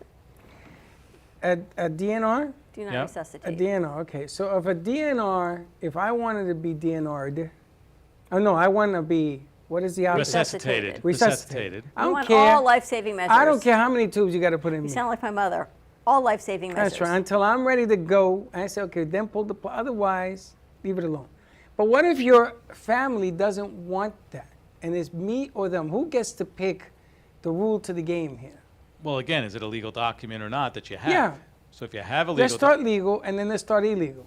right, but if you do have a living will, and that kind of it makes it easy that you Let's say have. there's no living will. Yeah, well then it's the next in line to make that decision. Oh, Lord. Which would be the healthcare surrogate. No, it's my son, Freddie. Right. Okay, we got to get a living Well, will not right away. necessarily, because it's not like royalty birth order. It's they're both your sons. They're equal, have equal say. Right. Unless it's you not- tell yeah, them they It's don't. not the older one against the younger one. Right, it's not like who becomes the next king. The two of them are in this direction. Well, then you have That's to why you need to appoint take someone. care of this now, Yeah, I knowing gotta that talk to going Jill. into it. You know, the Yeah. bottom line, I got to tell my sons were going to cremate me. I said, who the hell told you that? Or you put a living will in order. All right, we got to do that. But they should know that too. Is there a Google button again? Yeah. Well, that's my next thing. So your parents essentially put these amazing documents in place, and everything is by the book. But if you don't see them, if your children or your next of kin doesn't know what your wishes are, and heaven forbid you're in a car accident, you don't know, right? We go through all these life-saving measures, but nobody knows that Dad was a DNR. So it's funny because there's a lot of parents that don't want their adult children to know what they're going to get. So at least they got to the point to do the documents. Right. They don't want to say who's in charge or not. So what they do is they end up giving the business card for the attorney and say, if something happens to me, call the attorney. And that's kind of the That's answer. a good way. That's the answer. But That's I a almost good way think of doing there should be a sliding scales. At least you should know what their medical directives are. So you can honor those. If heaven forbid there's an accident or something happens and there's a heart attack or a stroke, you know whether they want life-saving measures or not. Do you call 911 and say, please save their life? Or do you call 911 and say, you know what, they did not want this? Yeah, but 911, from what I understand, it's just what my understanding is, they're coming in, and even though they see the do not resuscitate or not, They have they're going to take them, they're going to try and keep them alive to get them to the hospital. I saw a TV show. Lady had a wrist and it says, do not resuscitate. She had breast cancer. And she died, and they brought her back. Mhm. And the lady found out that this person brought her back. Right. She sued her. Yeah, that's the biggest problem these days. She lost her freaking job. Yeah. That's why you kind of got to know what their wishes are. Very tricky situation. It's very tricky. Now, can I leave like $100 a week to have a party in my room every week. Do they have to follow that? You have to set up a trust for that. A trust for that, yeah. Can I do that? Sure. You can do anything you want. Oh, wait till you see my... You can do. That's why people set up a trust. I mean, that's, again, if you want to leave money after you're dead, and they say from the grave, okay, you want to still have control from the grave, that's how you set up a trust that outlives you. So that's not a bad thing. So there are good trusts and there are useless trusts. A lot of people have useless trusts. They go to the attorney says, okay, let me charge you an extra X, let me set up a trust for you, but people don't understand that the attorney then doesn't then change the names of the items like your house and bank accounts to the trust account. You have to do it. So what happens is I come across people and they say, oh, I got a trust. What's in the trust? Oh, I don't know. I said, well, did you put anything in the trust? No. Did you change bank accounts? No. Then you Oh, got I was nothing. supposed to do that? So they paid for this trust that has nothing in it. Nothing in it. Which is okay. We said, okay, so it's useless. You paid for it. We don't need it. Let's move on. And what about tenants by the entirety on your bank accounts? On a bank account? Again, why are you doing that? I mean, for your parents, that you're on the account with your parents? Well, I know there's the other option of putting that, so what, the monies are now commingled, so you can't say this is for you, or someone gets sued, they're commingled assets? I would just say, again, put you on as power of attorney to be able to control that. Again, if they trust you enough to control it, put you on there. Don't put your name on there. Don't fancy title it. As power of attorney. Yeah. But there's going to be problems with the other siblings. What about just a POD? Still Well, you could put POD and then split it up 3, 4, 5 ways. You can do that too. So they each get a piece of that account.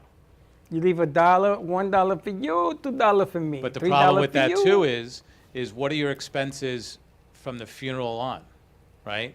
So that's a big thing. So where's that money going to come from? So if you disperse everything by beneficiaries, okay, and you're doing it fair to everybody, then what happens if there's $10,000 that's needed for either a funeral, pay off credit cards or something else? Now you got to go to your siblings and say, could give me $3,000 each so I can do this. Well, good luck.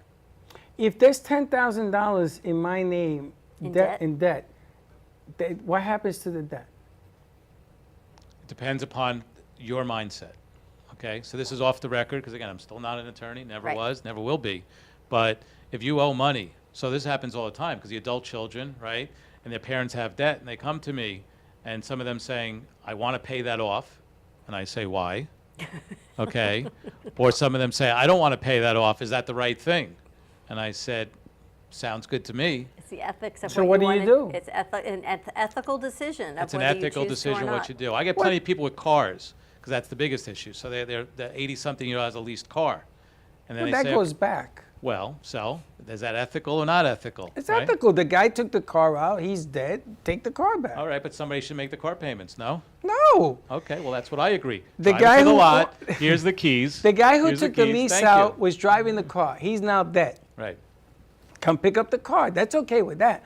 But I'm thinking about a credit card that has $10,000 on it, right? Now, I went to Tahiti. I enjoyed it. I died. Right. That 10 large shouldn't pass on to anybody else. It doesn't.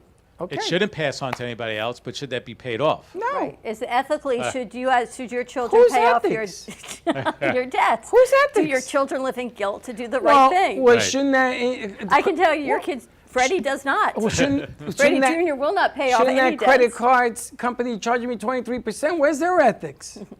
Right. Don't feel bad for the credit card company. No. Just like never feel bad for a bank, never feel bad for an insurance company. I have people that feel bad for everybody. And I'm like, why do you feel bad for them? I don't understand. Why do you feel bad They for make this a one? That one? fortune off of your Right. money. Right. That's crazy, Okay, so that's right? good to know. I'm getting very educated. Getting very educated.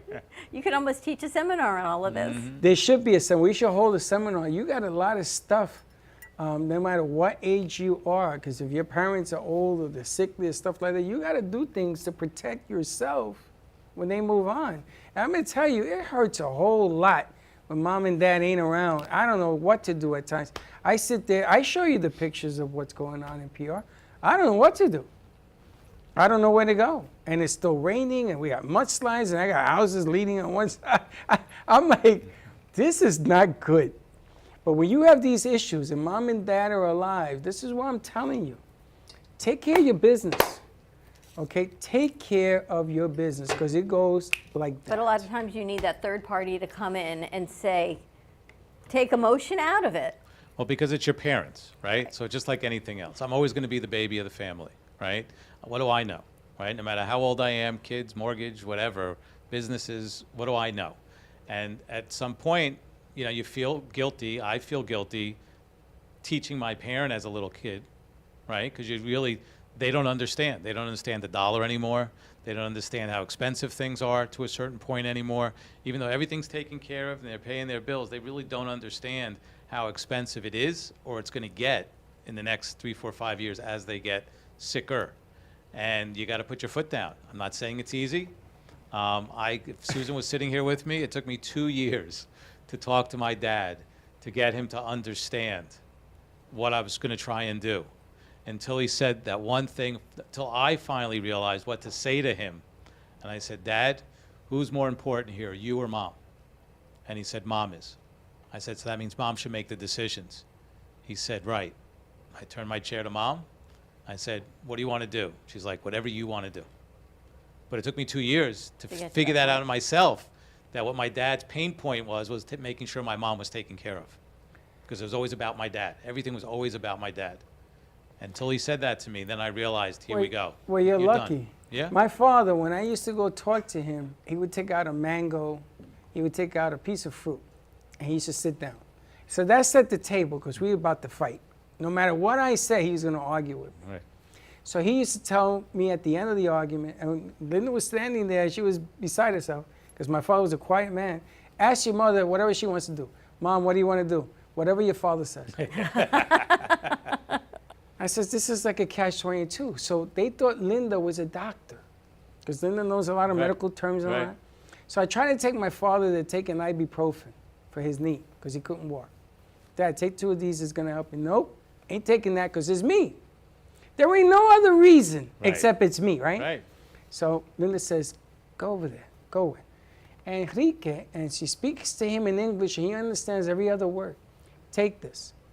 No questions. Same freaking pills. Pops them. Gets on the machine to cycle. After an hour, he's cycling. He's good. Oh, she's a good doctor. It goes to mine. Yeah, I don't know how you do what you do for a living. I got to tell you. I guess you take the emotion out of it when it's not your parents or your siblings. I do, but you know, again, I get emotional too, because like I'm sitting there with an 89 and 87-year-old the other day, and the guy was totally with it. He just had all kinds of health problems, but he was walking and talking fine to make, you know, and he's talking about World War II, and it so happens he was supposed to go to Korea, but he got sick. My dad was supposed to go to Korea, but he got sick. So they both ended up, this guy and my dad both ended up in Germany. So he's starting to ask me questions, and he remembers where he was, what the name of the town was, and everything else. My dad couldn't tell a story, or never did, for 20 years. So it was amazing that this guy was 89 years old, sharp as a tack, telling me about Germany, asking me where my dad was, and my dad told us like one story, how he got sick, was in the infirmary, his whole troop went to Korea, never came back, and he was lucky enough to be sent to be an MP in Germany at the end of the war. My father, same story. Yeah. He didn't go. Yeah. And the excuse was that he was getting married to my mother, and they didn't send him. His whole infantry died. All of them got killed. Nobody came back. Yeah. And he never went. And he started to tell us the stories. I took him to dinner, me and Linda. Then he took the house that we lived on, and he explained to Linda how his mother owned all of this property. And she used to go on mule to the town. I didn't know. Again, he don't tell me. He was telling her. So I said, Linda, ask my father. And she got all this information about Korea and the war and the this and the that. Sometimes you're too close to the flame.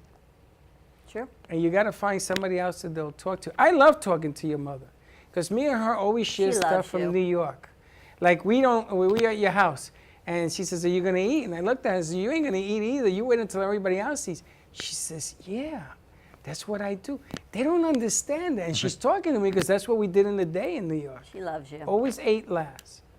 So you're just too close to the flame. And your siblings are going to have to understand that at that age right now, they'll listen to him before they'll listen to you. I mean, they'll listen to you a little bit because I think they're a little sweet on you. For good reason. Nothing wrong with that. I love my family loved my sister better than me and my brothers. The way I thought it should be, because she was the only girl. What about VA benefits? Do you have to have a small income to receive them, or served and then you're eligible for benefits? No, there's 3 or 4 different criterias.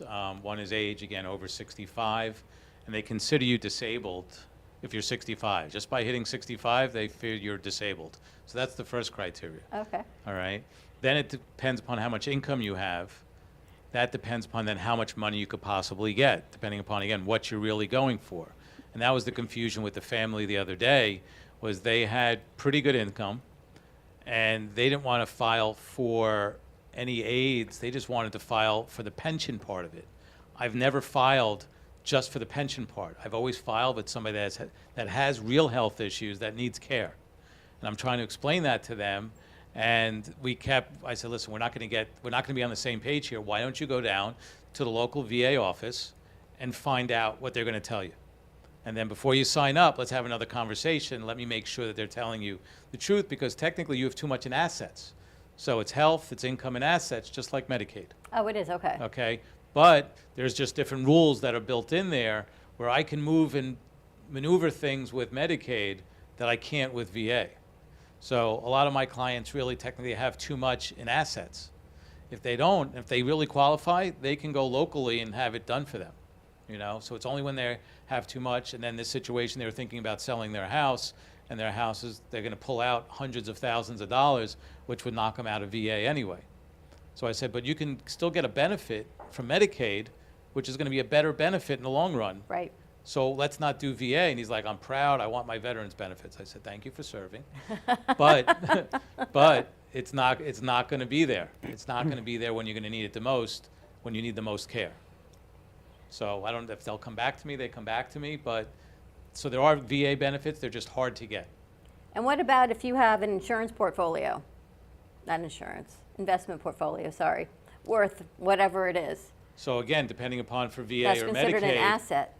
So it depends on if it's VA or Medicaid. Medicaid. So a lot of people have an IRA, right?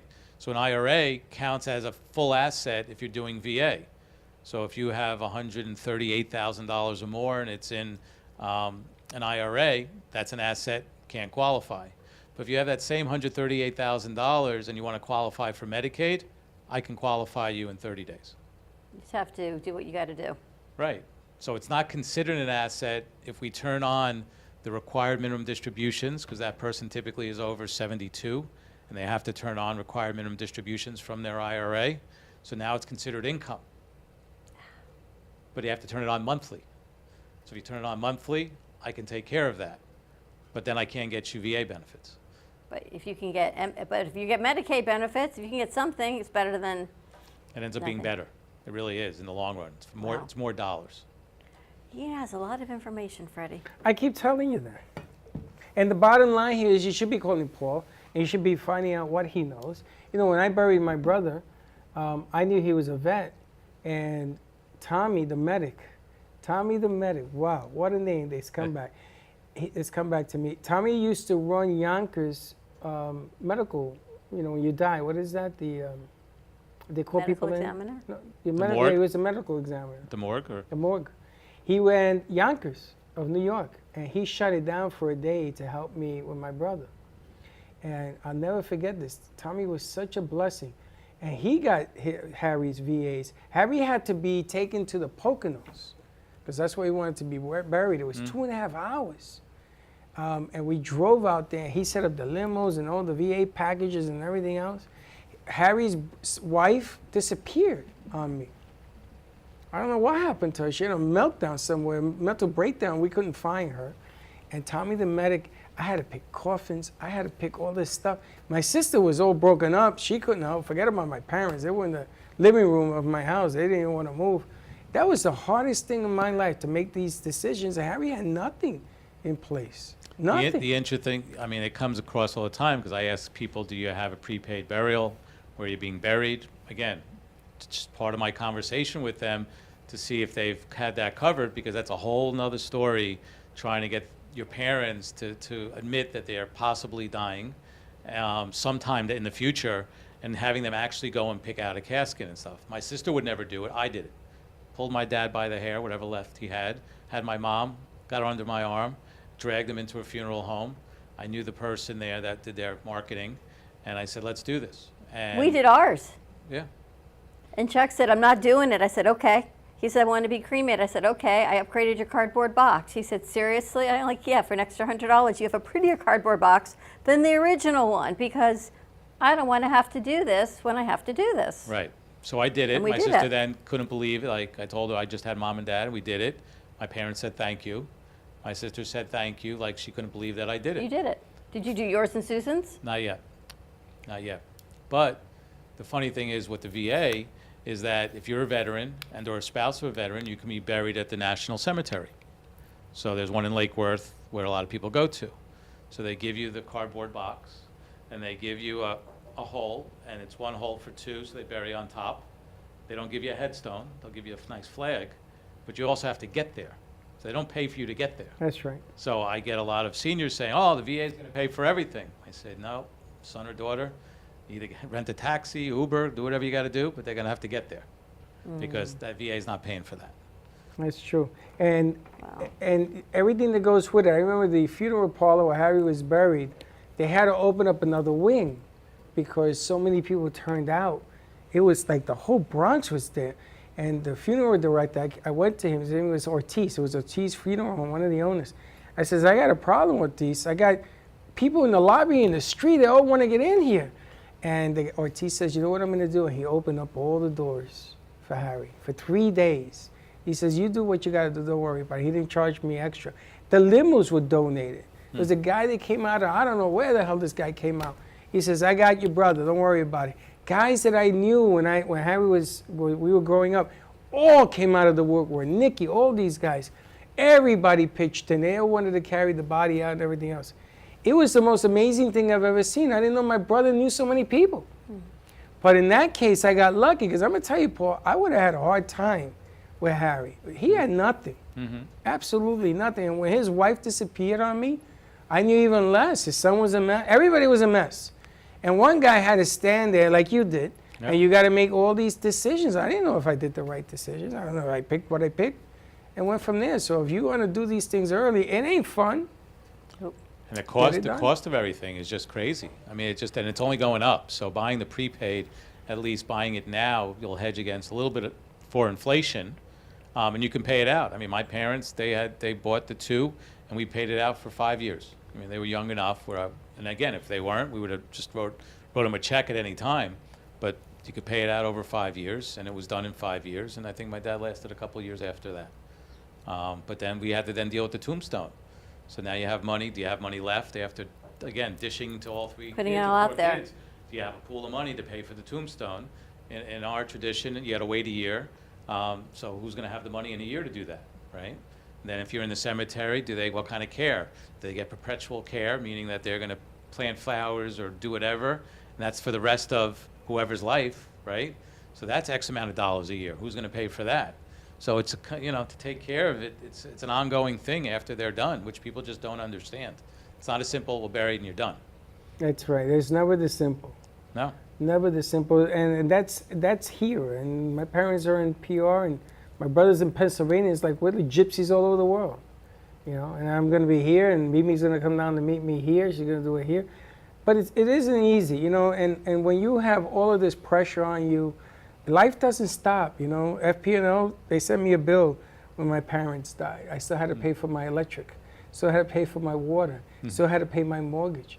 And a lot of people helped me when my mom died. You had the Jewish Foundation. They gave me a check. I was shocked. They did one of those fundraisers on Facebook. What was Your that? niece did a GoFundMe. A GoFundMe. More money? I was like, you gotta be kidding me. I was shocked. But all of these other things still occur in your life, and you gotta keep your wits about you to do it.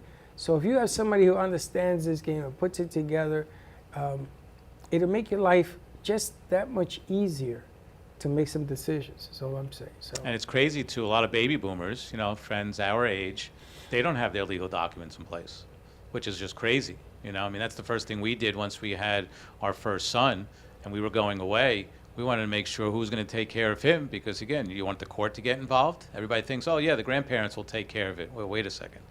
that's not always the easy answer, right? Because then somebody else can come from left field and fight it. So do your documents. So as soon as they were born, we had those documents. As soon as my boys turned 18, we had power of attorneys drawn up for them because now they're of legal age. So that doesn't give Susan and me the right, if they're, God forbid, stuck somewhere in a hospital in another state and I can't get there today, they're not going to talk to me on the phone. So you have to have those documents to say, no, I'm power of attorney or I'm their healthcare directive. Let me speak to, on their behalf. So people just don't know this. So it's an ongoing thing. It's not just for seniors, but just back it down from there, where there's plenty of people that just don't have their documents. Maybe they, just think they're going to live forever.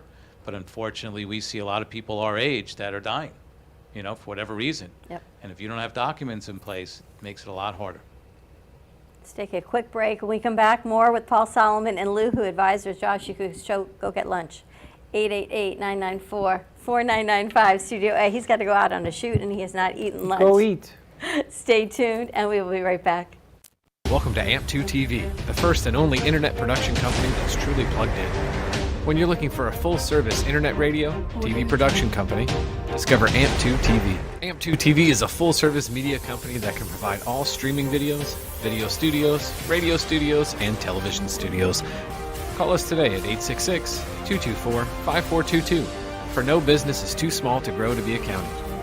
It's time for your message to be seen. Let AMP2 TV help get you there. Stephanie Jaffe is a world-renowned artist who creates one-of-a-kind pieces. Using a keen sense of color and composition, her vibrant collages and mosaics integrate eclectic elements such as vintage keepsakes and fine china with blown glass and fired clay to create whimsical arrangements. For more information about her work, come down to the Brooklyn Cafe TV studio or go to stephaniejaffeart.com.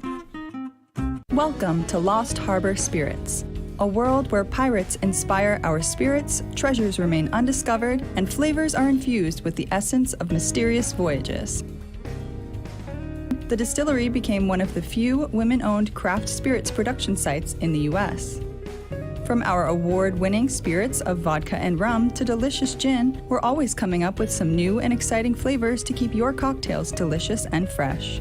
Contact Palm Beach Distillery at lostharborspirits.com to take a tour or purchase your favorite spirit at your local liquor store. Has someone in your family lost a job recently and now you can't afford your mortgage payment? Or do you have a rental property and your tenants aren't paying you? We can come to the rescue and pay you cash for your home immediately. Yes, sell your home and get cash all over the phone, without dealing with real estate agents or having to waste time showing your home to lukewarm buyers. You don't need to lose your house to foreclosure. If you have equity in your home, we'll buy your home and give you cash within days, all in a simple over-the-phone and virtual process. Call now before your situation gets worse. Sell a home you can't afford or just need anymore and get the cash you need today. Call this number now.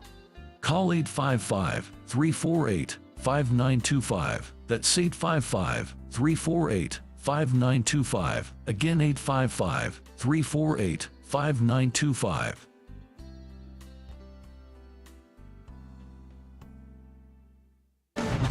Tax audits, tax liens, wage garnishments. Every day we hear stories like this about good folks who are simply struggling to pay their bills. Each of them are living a frightening IRS tax nightmare, and they are afraid it will destroy their lives. I'm a divorced single mom, and my ex-husband left me and the kids with a lot of unpaid bills, including unpaid taxes. I was really starting to show my stress on my kids because the IRS had sent me a letter demanding a huge payment from me. I couldn't afford it. So then the IRS was threatening to garnish my wages. I'm already living paycheck to paycheck. That would have put me over the edge financially. It truly seemed hopeless, but then a friend at work told her to call the tax relief line. The people at the tax relief line, they told me about something called innocent spouse relief. They worked it out so that all of the taxes from my ex are not my problem. I don't know how that works, and I don't care. All I care about is that I don't owe the IRS a dime, and they are not going to take my paycheck. Even if it seems hopeless, you should call the number on your screen right now. There is absolutely no cost for the call or the consultation. You are under no obligation.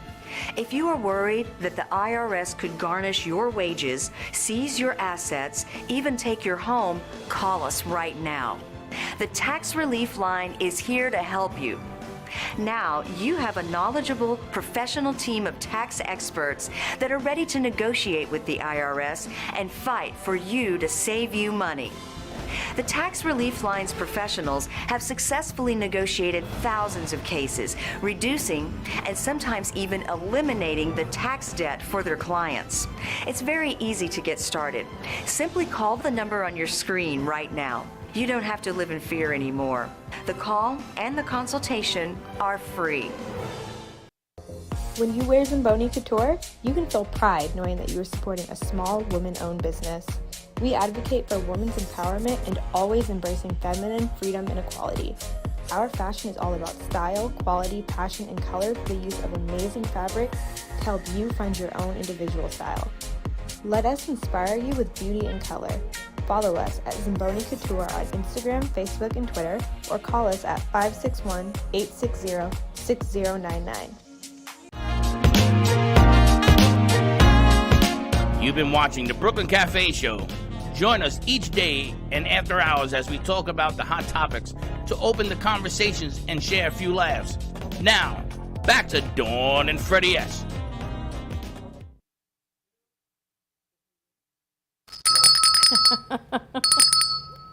Now we're back. What happened? It feels wiggly. I dropped it this morning. Is that what it is? You gotta buy them in bulk. No, she dropped it. No, this bell, 7 years. It just I has to dropped be it glued this again. morning. I just got to get some more glue on it. Yeah, I was hoping it was okay, but I got to tell you the truth. I came in this morning and I was like, I had to clean everything up, and the bell was in my hand, and I'll You're reglue breaking it. its frequency. I will reglue it for you. I know. We're here with Paul Solomon of LUHU Advisors. We've touched on a lot of things. We've hit everything today. Phew, I got to tell you, it's exhausting. But next Friday, J.D. Danner is performing up at Arts Garage in Delray Beach. So we're going to be there 8 to 10 o'clock. Go ahead and get your tickets. It's the anthology of her music career and everything that she has been through. And I think it'll be pretty interesting to see the evolution of music. See if Paul will join us. Yeah, maybe you and Susan would like to join us. Yeah, definitely. We'll talk about it. We're supposed to be seated where? The press table. The breast table? Press. Oh, there is no press table. I thought she said breast. We're at the press table. I mean, we're I'm sitting at the No, you nipple can't sit table. there. Only Dawn can sit there. Only women can sit there. Is that what's true? Only women can sit at the breast table? the press table. No, you can all sit there. We ring the... Anyway. No judgment. Where is the press table? Somewhere in the Arts Garage. I don't know. I never think saw you a and I press once table. sat at the press table for No, we didn't. another event. Yeah, with some people from Delray. We were at... We sat at another table. It wasn't the press table. It may have been one of JC's events. I don't know. You and I were there for something at the press table. But anyway, we're going to be there if you want to join us. It is Friday, October 14th from 8 to 10 at the Arts Garage in Delray Beach. You can bring food. They have a great bar. Great bar. You can bring food in? Sure. I didn't know that either. You can bring food. You can order food, whatever you want to do. Who's here? They have drinks there? Yeah. Missy Lou? Missy Lou's back. Who's Missy Lou? Can you bring, Texas, can you bring drinks in when they sell drinks? No. No, but you can bring food. They've got a full bar. Okay. So I can bring like a Big Mac? Yes, you can. You can even bring your Popeyes chicken sandwich. I knew she was going to go there. Is everyone invited? Yeah. You have to buy we got you tickets. if you want to get tickets. Yeah. Oh, never mind then. Yep. I don't think they're that expensive though, so we can check that out and see. 35, I think. 35. We'll check it out and see, but you can go on the website at Arts Garage and buy your tickets for J.D. Danner. Nice lady. We've known her for a long time. Yes. Very nice. Very nice lady. And tonight we've got Touched by Angel Live at 7 o'clock, and we need to put some information together for her, but they are doing collections for the people of the west side of the state. They really are in need of everything from clothing to diapers to baby formula to generators, you name it, from small to large. They need everything over there. So there are 6 collection sites across the state of Florida that are going over there, and trucks, and they've got everything. We're going to get that information together for you.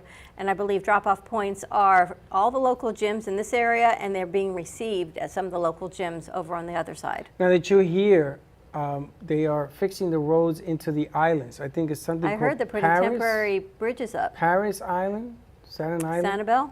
No, not Captiva? Sanibel. Oh, I don't know. Something with a P. So anyway, so they fixed it, and they made it so that the trucks can go back and forth. You got to be careful because it's like very shaky the way they did it with dirt and stuff. But they hired a contract yesterday to do Sanibel, and by the end of the month, they guaranteed that you'll be able to get in and out of Sanibel. By the end of the month. That's amazing. That's crazy. They got to be using military tactics here because some of these roads are just completely gone. Wow. And they promised to have it done by the end of the month.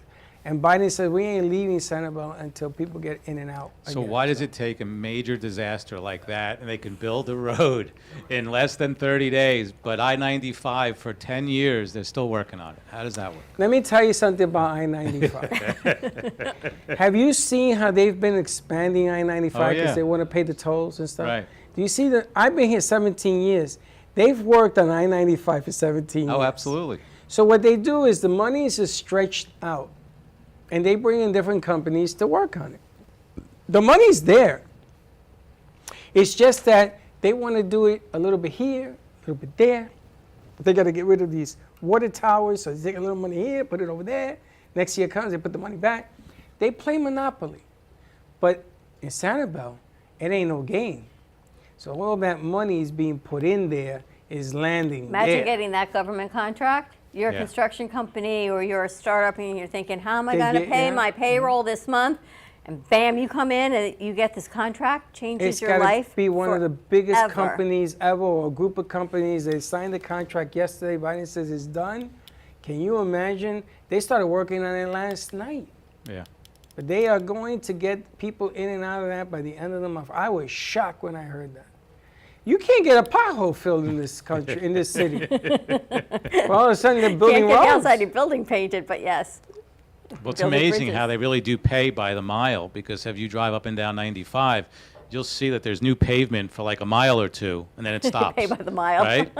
So like whatever contract they got was like for a mile of 95. They did You their get job. up to Glades Road and after Right. that we're a stop, a hard stop. Right. You take 595? Anybody ever Yeah, take 595? sure. You ever notice that the road is always closed? It's been closed for 7 years. What, the express lane? Yeah. Yeah. The express lane is Why'd they- closed. For the last 7 years, that thing has been closed. Why the hell they build it for? I don't know. One day they're going to open it and you're going to love it. I don't know what to tell I'll you. be in the grave by then.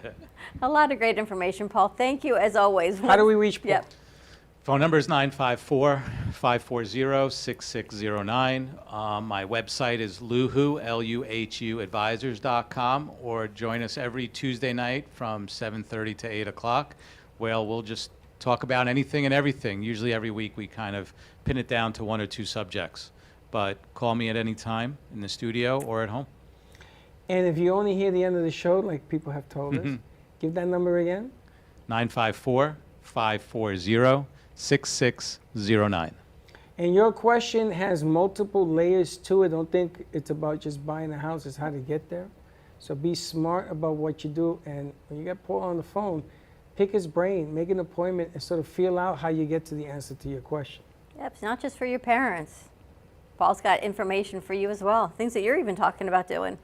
Yes, personal things. I think, and every time I see him, I inch closer to, you can't be busy in life all the time. You got to sort of say, you know what? I'm going to take care of what I got to take care of. When I was his age, I was indestructible. Well, at least I thought I was. I played sports, I coached, I did school, I did jobs, another job, another job, another job. I didn't care about all that. But when you get older, it gets a little bit harder to get out of bed because your body is squeaking like that Rice Krispie cereal. You better count your lucky ducks that you still have choices that you can make. And that's why I tell you, call Paul and make the right choice. All right, thank you, Paul. Thank you. More to come. Great Who do we show. have tonight on Night Train? Triple C is going to be singing the lights out tonight in the Night Train. I'm going to be here. You're going to be here. CC I'm going to be here Clevenger? for Touched by an Angel. Nice. They're going I'm to be gonna very be here. excited. I'm excited. I'm going to rile them up. Welcome to Thursday night. That's right. Good to And have you you ain't back. never seen a Thursday. If you guys come on down and check out the show, I'll get you a cup of coffee. Come on down. Let's have some fun. Or a glass of Happy Lost birthday Harbor. to your son. Yes, happy birthday, Zach. How old? He's 23, and my other son was on Sunday. He turned 26. Wow, happy birthday. What, you have twins? 4 days apart, 3 years apart. After the show, I want to ask you how you did that. Just do the math backwards. Talent. Talent. Man's very talented over there. Have a great day, everyone. Stay safe. Please raise the bar and be kind to each other. We'll see you tomorrow, 9 a.m. drive time. And as always, don't be late. Bye-bye.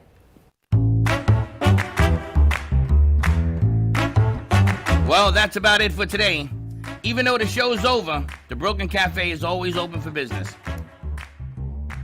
You're invited to join the fun every day from 12 to 2.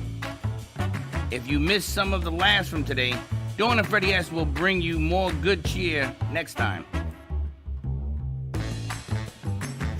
You can follow the Brooklyn Cafe on Facebook at the Brooklyn Cafe TV to rewatch every minute of the show. We'll see you next time.